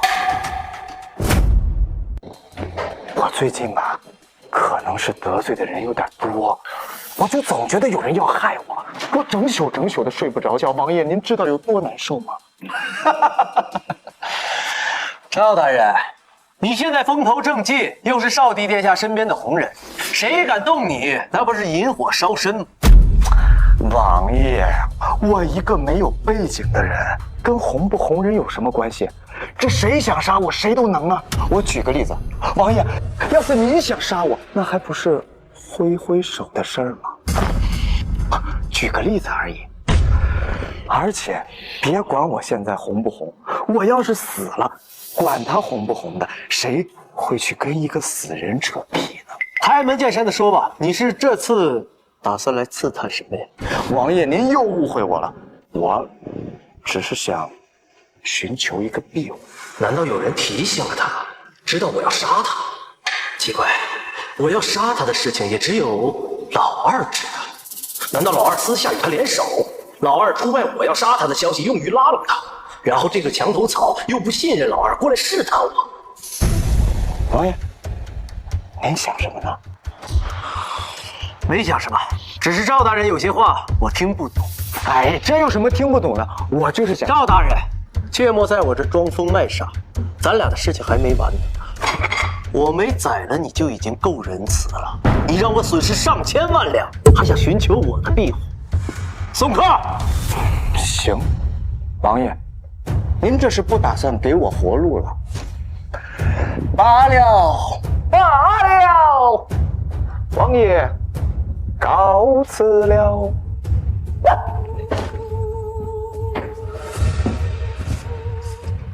王爷，要不要我一会儿找个没人地方把他杀掉？做你个头！恕属下愚钝，还请王爷将就。他前脚刚从我王府出去，后脚就被人杀了，是头猪都会怀疑到我头上。虽然我不怕被怀疑，但是实在太明显了。况且现在这小子很有可能和二弟联手，在试探我。现在若是动了他，老二保不准会将我一军。原来是这样，那暂时我们还动不了他。至少今天肯定不行。赵大人请我喝酒，是不是请错人了呀？这当然是没请错了呀。之前的事儿，那都是误会。我呢，也是被人当枪使了，还希望南王莫要怪罪。不怪罪，哎，那就好。可能，如果可能的话，我愿意补偿王爷，为王爷鞍前马后，在所不辞。你这是要追随我？就是这个意思。像我这种没有背景的人啊，我必须要找一个明主。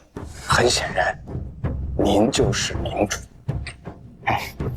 那给我一个理由。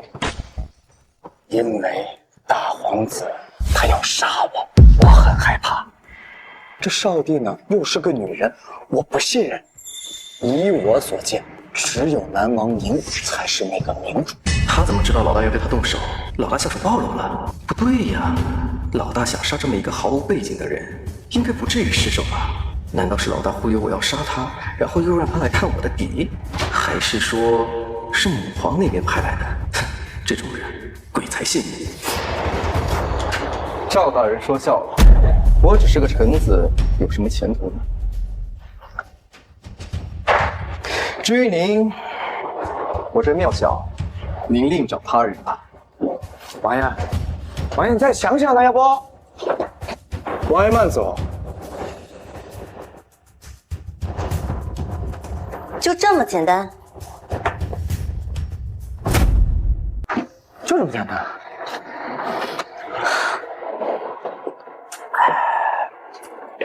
我大哥和二哥城府极深，你以为靠你轻轻的欲盖弥彰就能让他们互相猜忌吗？他们两个人呀，本来就相互不信任，再加上我这么一讲，那他们的隔阂就更多了几分。这样，留给你我的时间就更多了一点。一点时间够吗？杨青他一直支撑着。他想等到我有足够的自保能力以后再离开，可是我不想看他那么痛苦的支撑下去。就现在的情况，如果你那两个哥哥联手，我们没有半点希望。再给我一点时间啊！我有一办法，可解一切麻烦。什么办法？我与北燕国军联姻，如此大梁南北通透，两国兵势牵线，我们本就与北燕一直存在着贸易。联姻可以把最后一层屏障撕开，这样一来，所有的矛盾和问题都能迎刃而解。而我有了北燕的支持，地位也能稳如泰山，杨青就不用再支撑了。你跟北燕国军联姻，的确是个办法。连你也这么认为吗？但是我不会让你嫁给那个垂垂老朽、草莽之妇的。但这就是命。不是吗？不，这不是。如果我不在，这或许就是你的命。但我在，我不会让这样的事发生。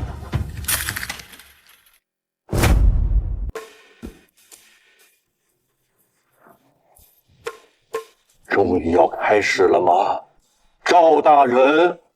当然了，张大人，你怕了？我怕。我是怕，你怕，那帮家伙就在外面等着。改革科考一经宣布，就引起了轩然大波。反正我是力排众议，和国子监全力支持，但是其他就全靠你自己了。去去。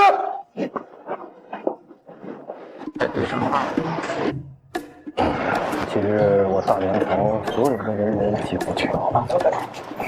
走，赵大人到。哟，这不是少帝吗？微臣参见少帝。大哥二哥，今日我们只是观摩，不用带着身份。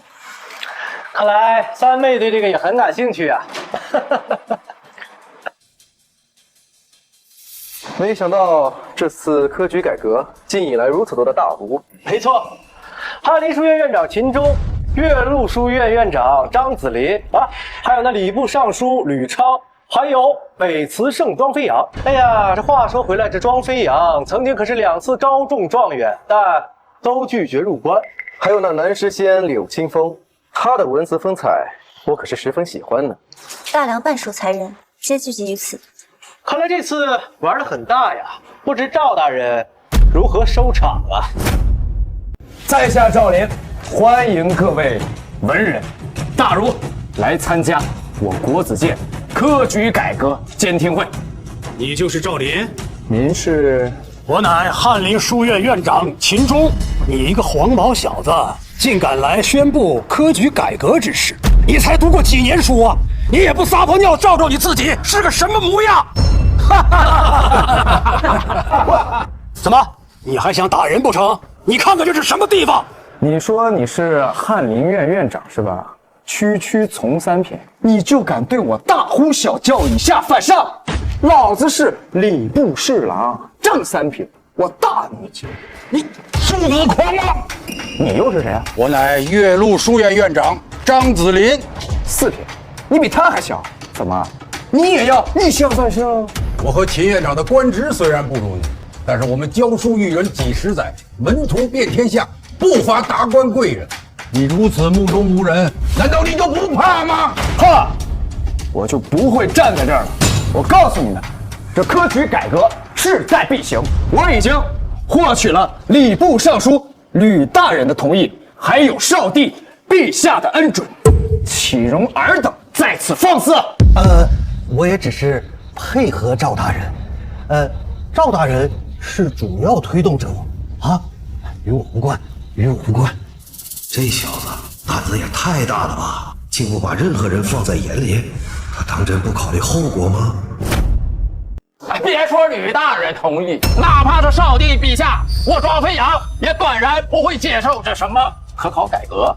我柳青风也不认可。北慈圣南师仙都站出来了，还有我代表京城士子不同意科考改革。生学好数理化文科理科都不如《诗经》经义奥妙。我们不需要这些歪门邪道，国子监遵循是国子监的事，与我们无关。我代表岳麓书院不同意，我们翰林书院也不同意。赵大人，这该如何办？你看，我就说行不通吧。现在啊，看咱怎么收场。大人，你也懂看好戏吧。爹，我们要不要也出声支持一下？万万不可呀！若他现在出声，无疑是惹祸上身。我们呀，还是尽管欺骗吧。这比我想象当中的还要热闹啊！三妹，担不担心赵大人？这些文人骨子里面还是有一股狠劲的。万一赵大人被他们失手打死了，那可是要留下千古笑话的。赵云，你就这点手段吗？少帝陛下的话你们都不同意，那你们这算是公然抗旨吗？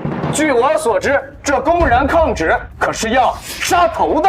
我们不是抗旨，我们只是无法接受这无理由的改革，摒弃了我大梁优美的传统。若大人非要给我们安上抗旨之罪，那就杀了我，我不怕死，我要用一身的烈骨向世人昭示我的决心。高兄如此豁达，那我柳青风也不甘落后，要杀就杀我吧。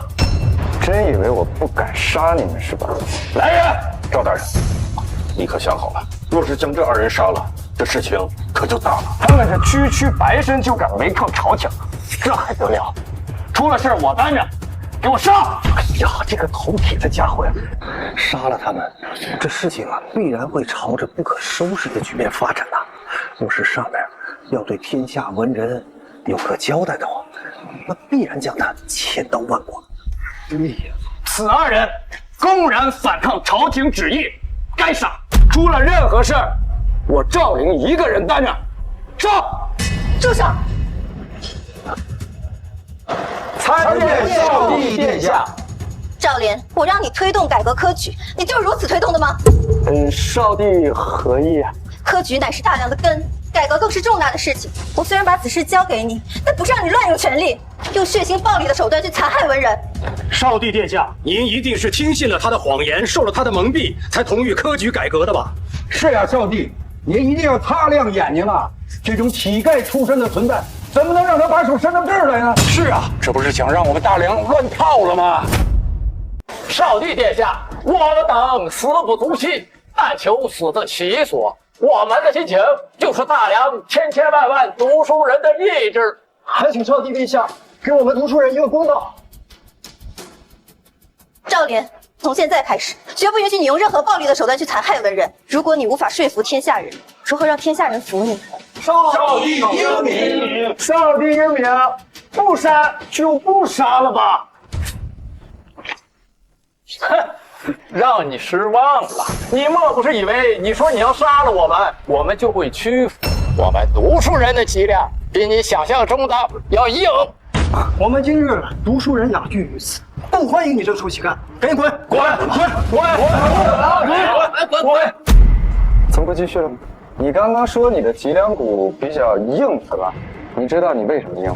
因为我们满腹锦绣文章，墨染双袖，不与你这等凡夫俗子为伍，所以我们的脊梁硬。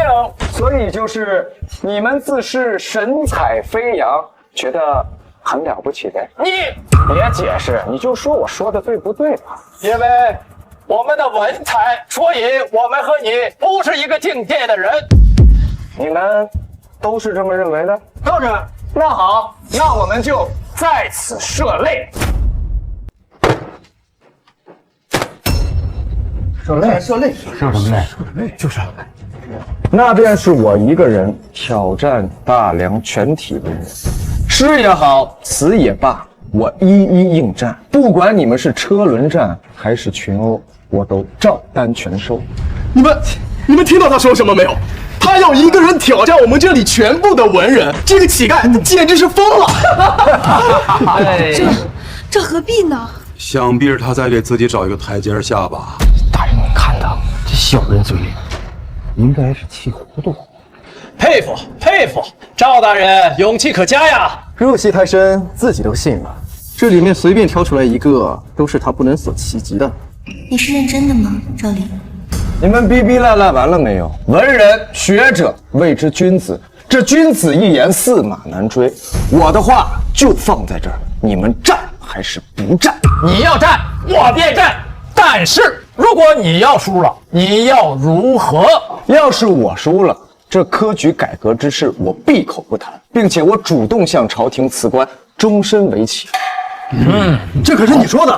但如果我赢了，我要你们三跪九叩，端茶敬酒，拜我为师，助我完成科举改革，任何人都不能再有异议。拜你为师，你也配？就是一个黄口小儿，也不怕闪了舌头。不敢了是吧？你们的风骨呢？你们的傲气呢？你们呀，就是一帮没有胆识的臭酸儒。你。好，我岳麓书院，我翰林书院秦钟，我庄飞扬，我柳青风也姓了。我爷爷和张院长乃是当世大儒，无可厚非。还有慈圣庄飞扬、诗仙柳青风，这哪一个不是我们大梁的文坛顶尖？就凭你，我还真佩服他，还有在这稳坐泰山的勇气。难道这赵大人文采十分出众？那我倒是要好好看看。何必自取凌辱？好。那你们是一起来，还是一个一个来呀？我有一副对联，如果你能答上来，就算你赢。说，一叶孤舟，做了2-3个骚客，启动4桨5帆，经过6滩7湾，历尽8颠9斗，可叹10分来迟。好，就这。听好了，10年苦读，进了98家书院，抛去7情6欲，苦读5经4书，考了3番2次，今年一定要中。答对了，这怎么可能？他不应该呀！答出来了，这就对上了，好像对的没毛病。不应该呀！爷爷，你可怎么轻敌了？怎么能出这么简单的对子？来，下一个。慢着，怎么，翰林院的院长要当众耍赖？刚才我出题有点简单了，我再出一个。下一个。你，没关系的，爷爷，他只要输1次，他还是输。我来。这次我不会像秦院长这么轻敌，我也给你出个对子。好，赶紧出吧，天有点热，我着急。听好了，烟锁池塘柳。好，烟锁池塘柳。张院长，你怎么把你岳麓书院100年未解之联给拿出来了？他只要对不上，那就是输，连反悔的机会都没有。对。五行联，每个字代表一个属性，连在一起就能构成一幅绝美的画卷，真千难万难。闹剧止步于此喽。烟锁池塘柳是吧？听好了，炮阵海城楼。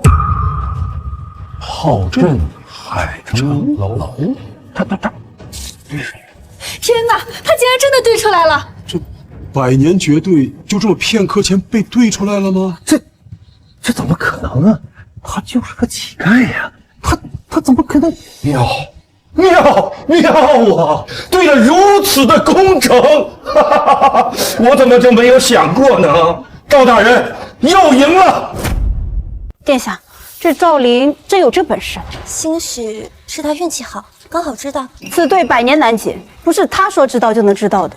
赵林，我与你朝夕相处1整年，我怎么觉得我才开始认识你？抓紧时间吧，下一个是谁？哎呀，赵院长啊，你刚才还说我轻敌了呢，你看你这，我也不知道他能这么快就对上了。看来我们小看这臭乞丐了，他并不是一无是处，看来我们要认真对待了。你就是诗仙柳清风是吧？天下人给的虚名而已。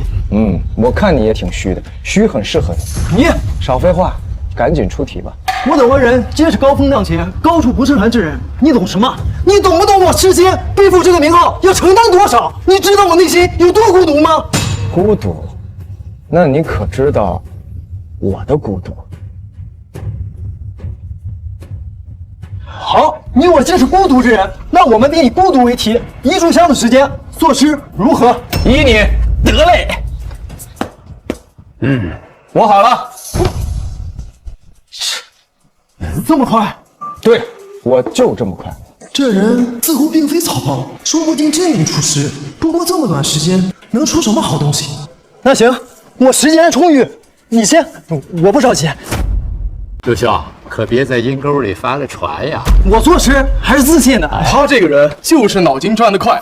前几日在这国子监出了几道歪脑筋题，他就答出来了。所以对子，我想也是他擅长的领域。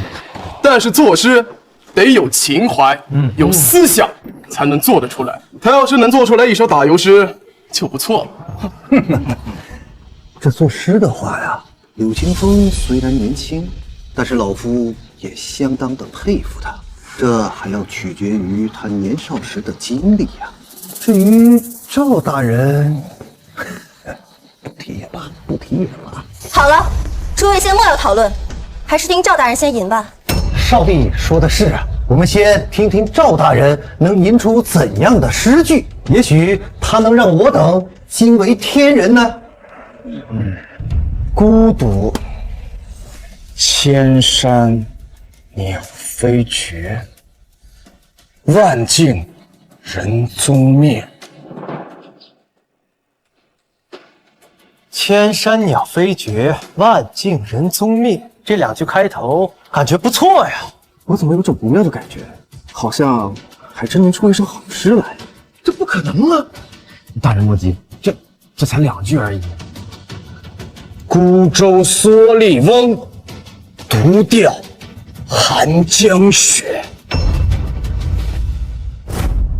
赵林，你的内心竟然已经孤独到如此程度了吗？孤舟蓑笠翁，独钓寒江雪。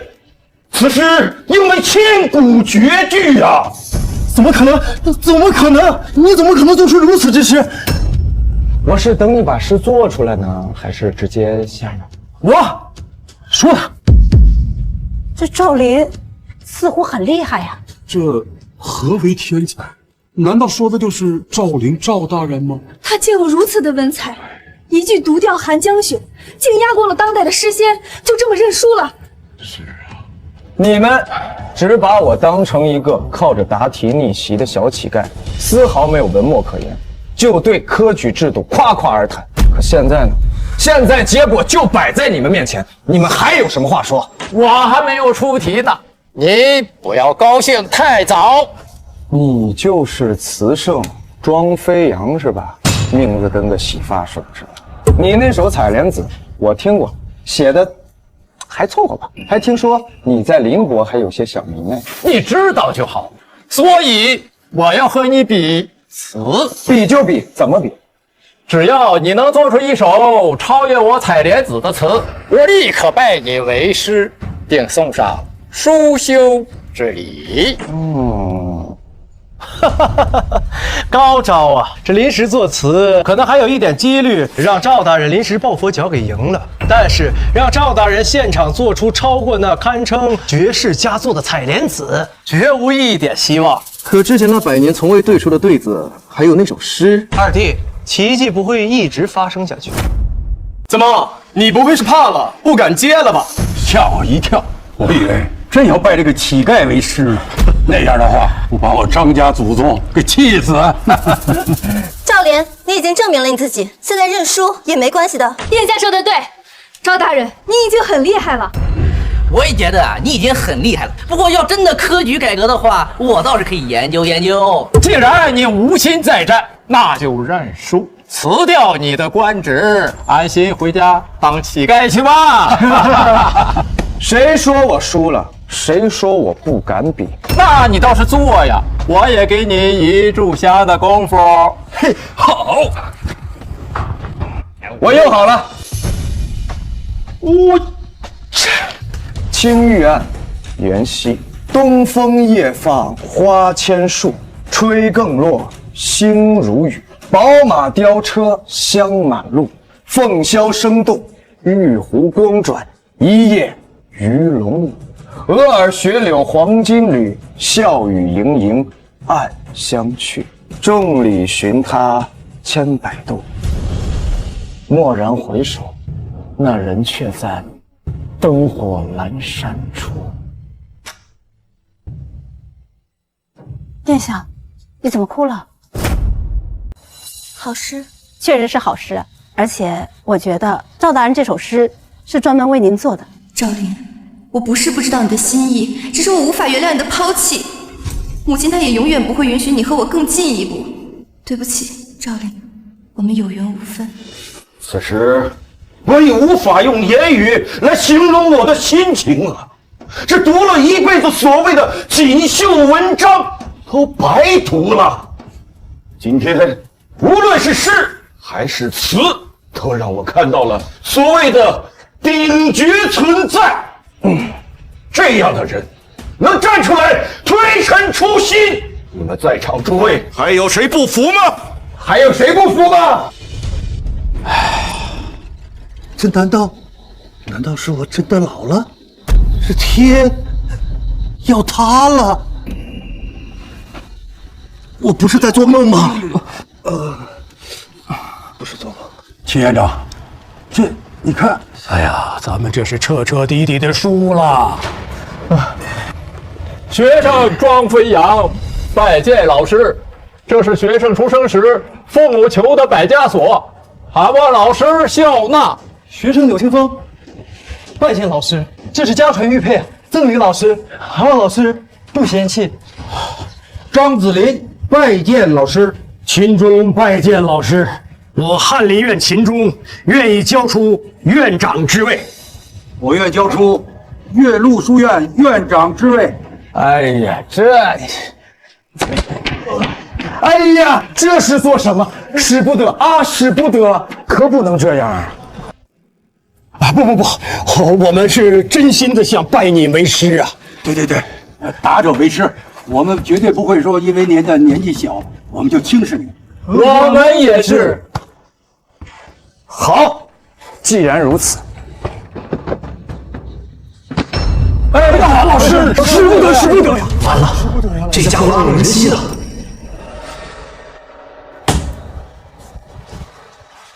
使不得呀，老师。好，我答应做你们的师傅，但是我有一个要求，你们要帮助我推动科举制度的改革，因为我大梁需要更新鲜的血液。老师放心，我党定当全力推进科举改革。谢谢老师，谢谢老师。你的黄呢？锁儿来的。老师真是高风亮节呀！不但既往不咎，而且还……我们之前真的是太狂妄了。是。我们几人幸得安师，咱们进一步说话。我们愿意听您的宏图。是。好。想不到，一个乞丐居然有如此文采。现在他的一言一行已被天下人所关注，影响力空前绝后。现在想要拜赵灵为师的人已经排起了长龙，没想到呀，拜他为师竟然成了当下最热门的事儿。三妹手里有这样的人，咱们兄弟俩离皇位可是越来越远了。怎么，这就放弃了？不放弃还能怎么样呢？况且没了三妹，不还有大哥你吗？二弟，你果然没跟我齐心啊！齐不了的大哥，而且我也很清楚，与其你做皇位或者三妹做皇位，对我来说好像都没什么区别。更何况大哥北域兵强马壮，你若登基，那我这南王还怎么做呀？二弟，我愿与你划地而治，你做你的南地，我做我的北地，将大梁一分为二，但同属一国，如何？大哥真愿意这么做？只要二弟全力助我。算了，口说无凭，哪怕我们两个是亲兄弟，我也不敢冒大不韪的风险去全力助你。你不相信？这样，我这就准备诏书，将南边划分于你。待成就大业之时，你便可以高枕无忧了。大哥，此话当真？我这就准备诏书。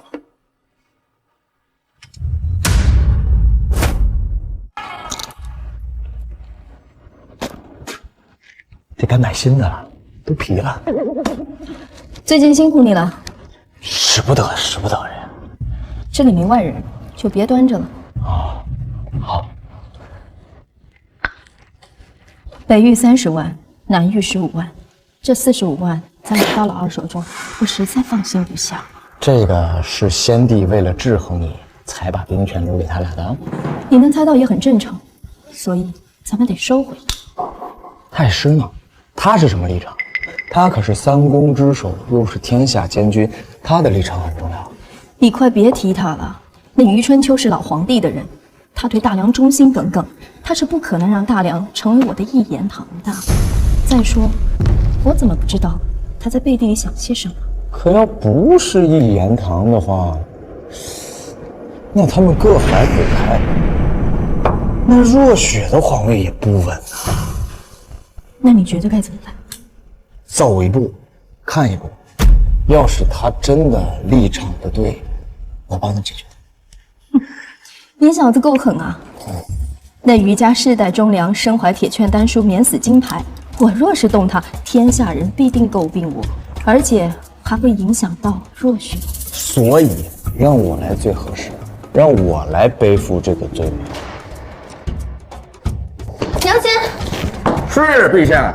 娘亲，赵林怎么在您寝宫啊？是我找赵大人来聊聊天的。你们2人慌慌张张，所为何事？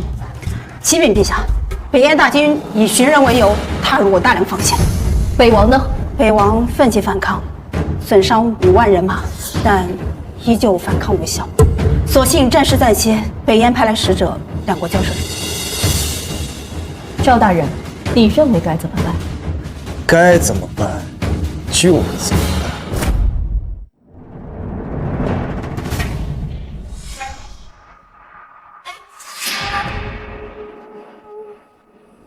北燕使者，这是我大梁少帝苏若雪，见到了你为何不跪？笑话！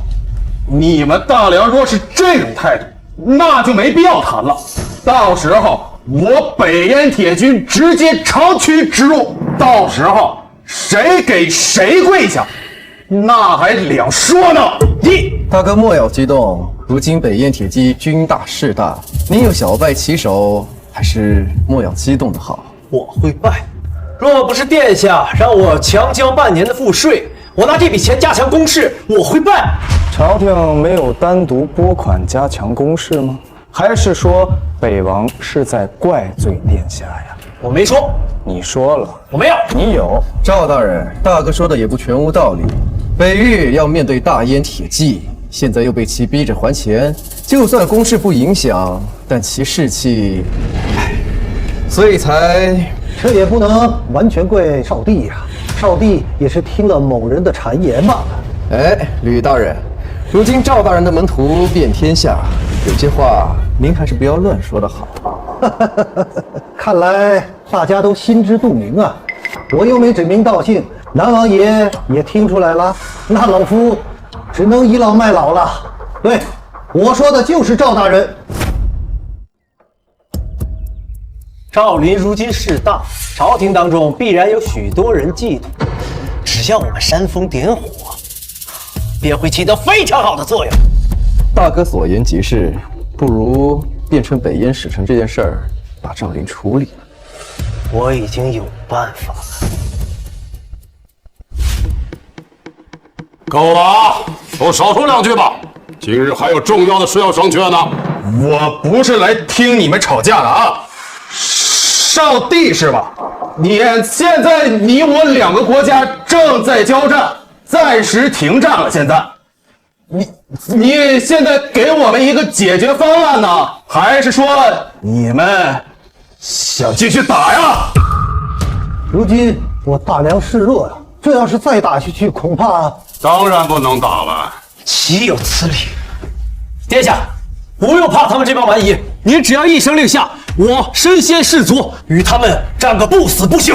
大哥，我们都知道您不怕北燕铁骑，但实力确实有差距，还望从长计议呀。三妹啊，三妹，看你如何收场。我刚才所说会使意下如何呀？北王爷心真毒啊！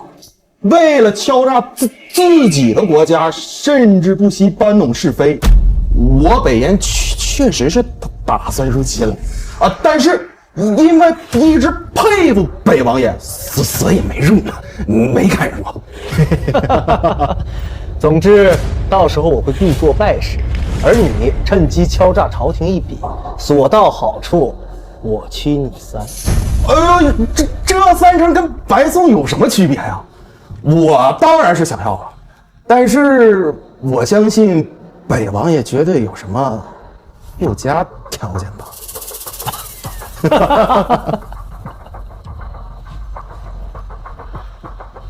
我要赵林的项上人头。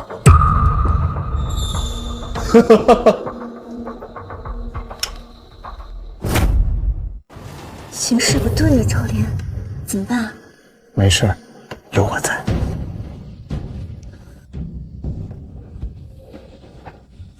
小胖，你想怎么解决？很简单，只要你们大梁要是赔偿得起，此事就能谈。啊，赔多少？1两，我给你2两，滚吧。1两，2草200万担，此事可谈。岂有此理！你狮子大开口啊，居然要这么多！殿下，您说什么都不能同意啊！若是不答应，万一北燕真的打下来，北燕使臣，你的要求可别太过分了。行，我可以打个对折，白银5000万两，2草100担。但是我有个附加条件。什么附加条件？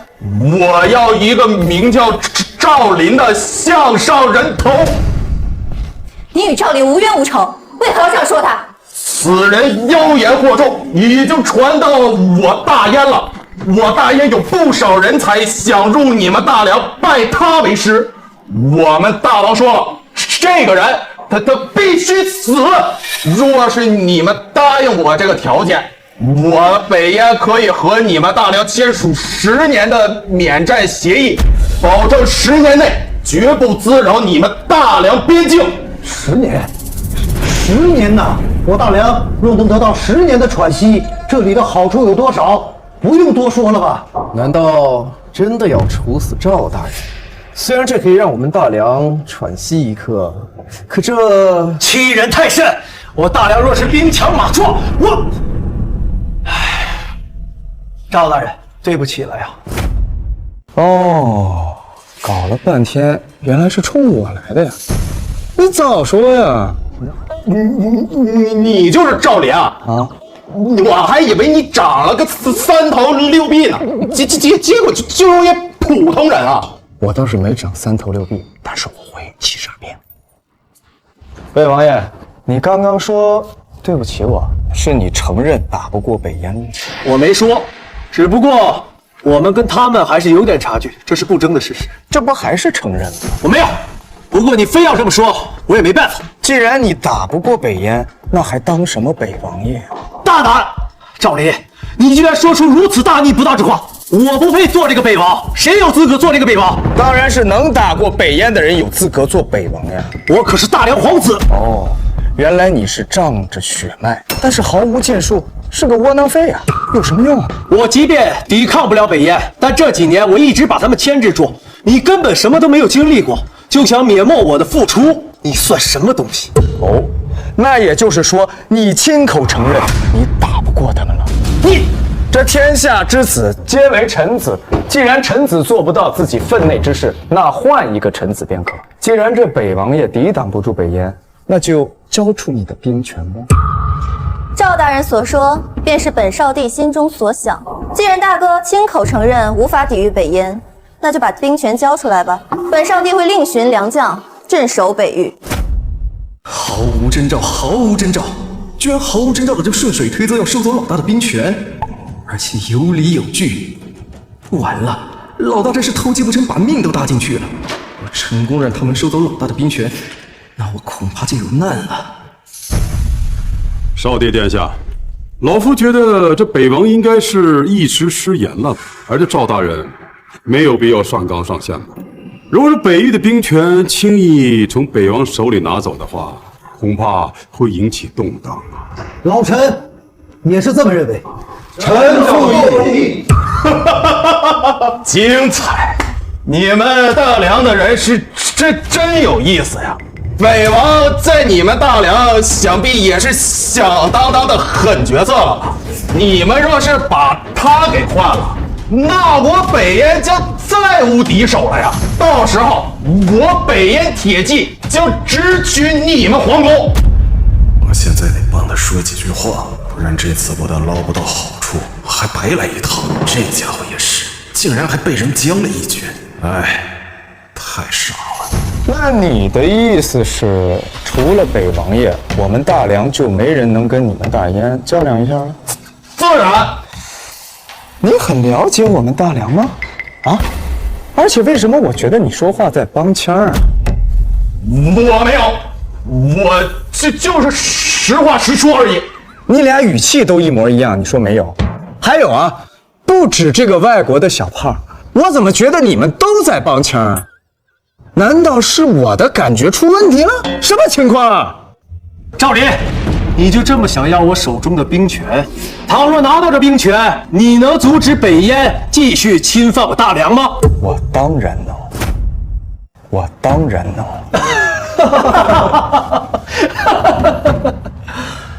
你带过兵，打过仗，能解决北燕与我大梁的千古问题。我要是能解决，你就交出兵符。我不。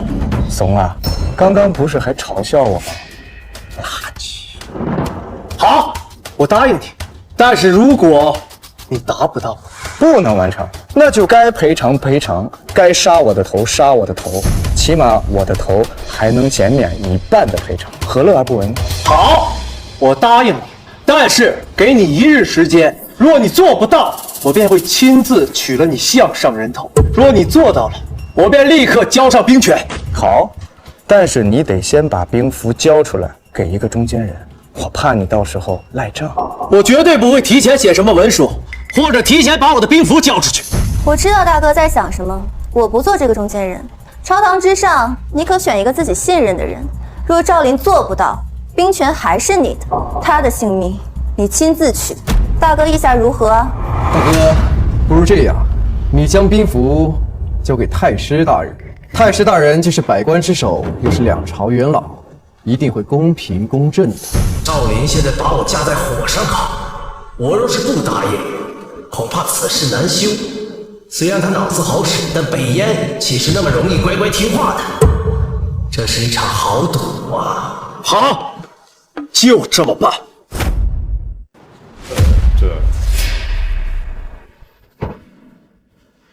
赵林，军令状以及兵符我已经上交，你若完成这军令状与兵符，便交于你手中。可是你若完不成，我会亲自取你的项上人头。老夫呢，其实并不支持你们这个胡乱的下旨。不过，事已至此，我呢也只好当这个公正人。少帝殿下，老臣并没有僭越的意思。无妨，太师大人有资格做这个中间人。谢殿下。走吧，小胖，跟我走。你算个什么东西？我凭什么跟你走啊？不走是吧？小公公，带去演武场。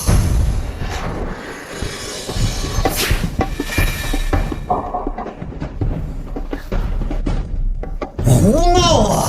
巴彦可是北燕的使者，赵林如此对待使节，这不是要把我大梁和北燕的矛盾更加激化了吗？我们还是看看去吧。赵林，你和大梁如此无礼，我回去一定如实向大王汇报，就说你们大梁如此无礼，我们人没体系，直接奔你们皇城。哎呀，这是做什么呀？怎么能把北燕的使臣绑起来呢？这是要把事情闹大呀！得赶紧把使臣放下来呀！是啊，赵大人一向很精明啊，这今日怎么这就有点过了吧？这就是他说的办法，羞辱北燕使臣，这分明就是令矛盾更加激化。是啊，少帝，还是先把使臣放下来吧。赵大人最近新发明了一种武器，原本呢是想拉去北域与燕国较量一番，但今日既然使臣也在，便提前给你们看看吧。武器就是那黑黝黝的铁块，哼，怎么可能？这铁块又笨又重，难不成拿到战场上是撞城墙的？可北燕是游牧民族，根本没有城墙啊！至于怎么用，等下你们一看便知。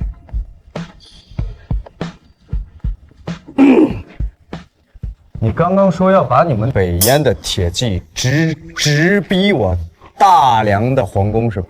对，是杀了你！好，希望你一会儿还能这么硬气。开火！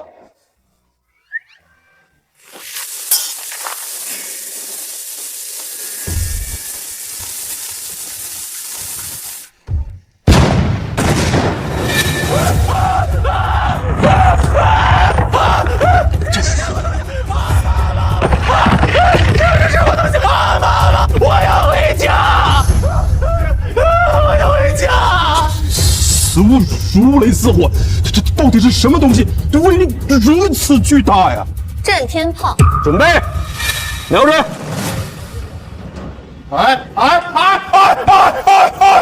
别冲动，别冲动，冷静，别，一定要冷静。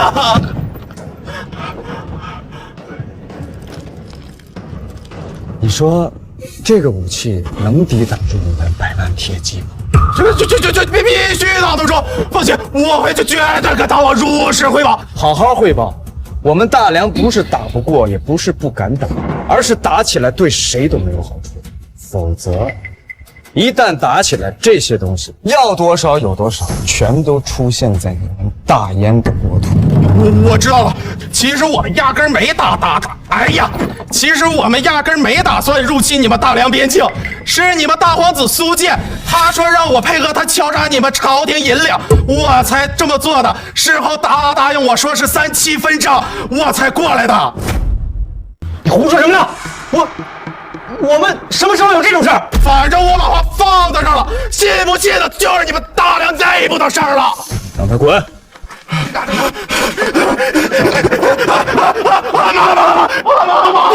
我要回家。你们别搞错了，那家伙在色厉内荏，挑拨大家之间的关系的。挑不挑拨先另说，但是今日你这北王的身份，还有你的兵权，怕是要保住了。滚！北王失职，无力镇守北域，今日起削掉北王身份，降为县王。1个月内不得离开京城半步，更不得与北域将士接触，否则视为谋反。降为县王，你有没有搞错？你凭什么？你又不是陛下，你有什么资格？放肆！你以为这少帝的称号是白叫的？陛下不在，他就是陛下。怎么？难道北王想追究一下刚刚使者说过的话？微臣遵命。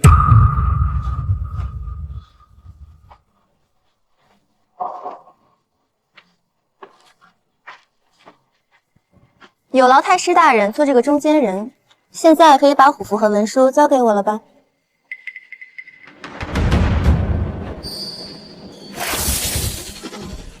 太师大人。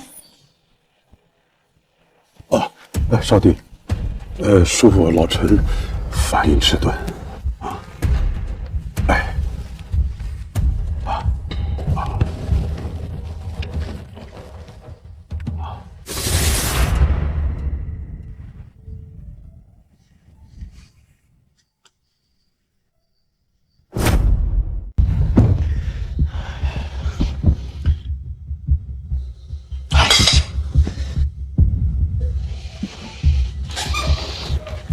二弟，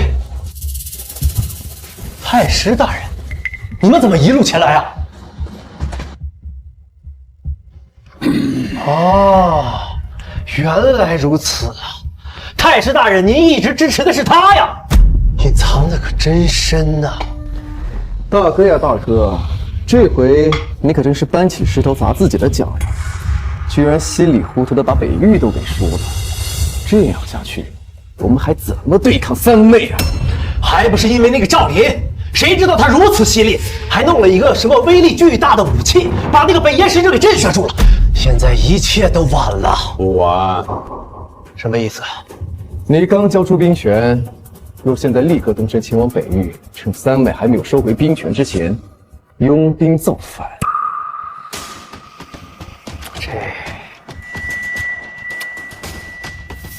真到这一步了？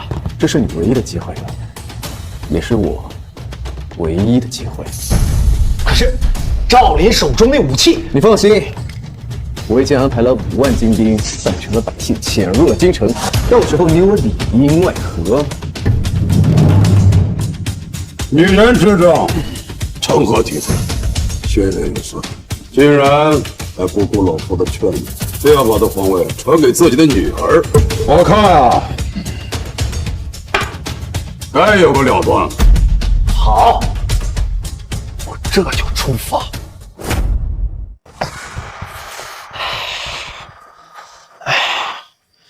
赵林、苏若雪，等我回到北域，必将卷土重来。到时候将你们碎尸万段。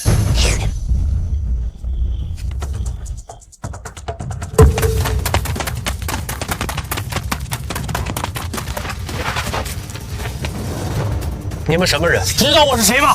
来抓你的人。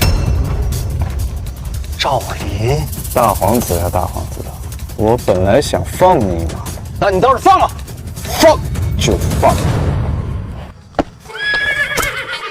哎，放了。你刚刚说什么？你要回北境起兵造反是吧？我没有。来人，拿下！赵林，算你狠。希望大哥一切顺利，要不然这一局我们输定了。你哥苏建更不想输，而且他必然会卷土重来。不用等了，他在天牢里已经什么都招了。赵林，你什么意思？他是谁？我怎么不知道你在说什么？他是谁？他是你大哥呀，他刚出城就被我抓了，我只是稍微动了点刑，他就把你们2个也供出来了。你安排男兵扮成百姓潜入京城，你们3个合谋造反，我说的对吧？这件事呀，这件事是我大哥逼我做的，这有他的文书，要不然我也不会做出这样的事。你早说嘛，有文书。哦，赵林，你竟敢损毁如此重要的证据！这些只不过是你的保命符罢了，我没兴趣。赵林啊，赵林，没想到你连这一步都算到了，你脑子里装的到底是什么？来人，拿下！放肆！老夫身为2朝的太师元老，天下谁人不知，谁人不晓？我忠情爱国，岂有背叛大梁之理？明儿你怎么来了？我爹早已跟二皇子串通，企图颠覆大梁的政权，二人来往的书信，我皆有凭证。明儿，你怎么？对不起了，爹。为了保护余家，我只能做这个污点证人。不然以赵林的手段，即使你有丹书铁卷，也保不住余家。自己走。老夫自己走便是。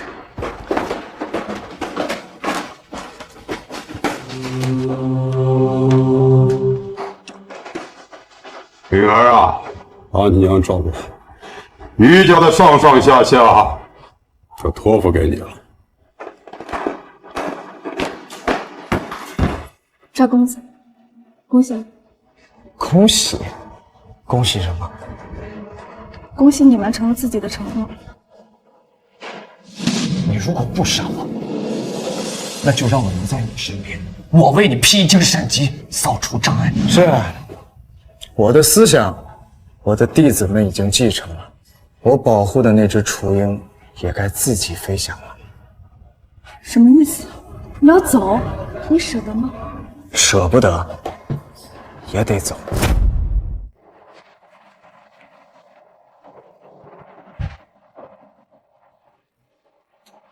赵林已经为若雪扫清一切障碍，这么快，替我谢谢他，顺便杀了你。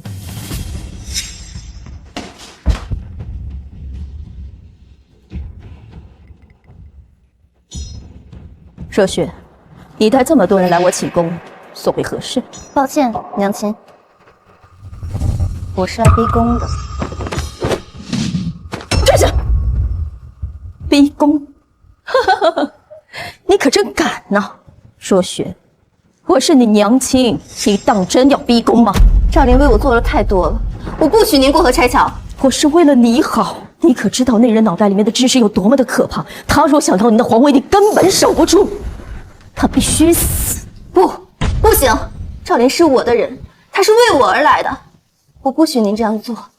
现在我掌握了所有兵权、御林军以及您的护龙卫，您只剩下雅公公还有他的暗卫了，您什么都没有了，所以您放心交给我来做，好吗？我的女儿长大了，有自己的想法了，如此，我便可以将这大梁江山放心的交到你手上。玉玺、诏书早就已经给你准备好了，之所以没给你，就是在等今天。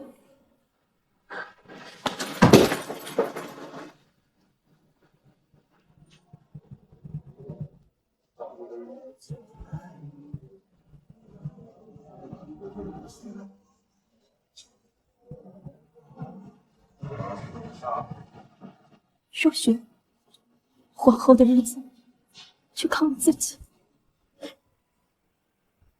恭贺陛下登基！平身！你们有人看到过赵大人吗？没有，陛下。陛下，这是赵大人给您的信。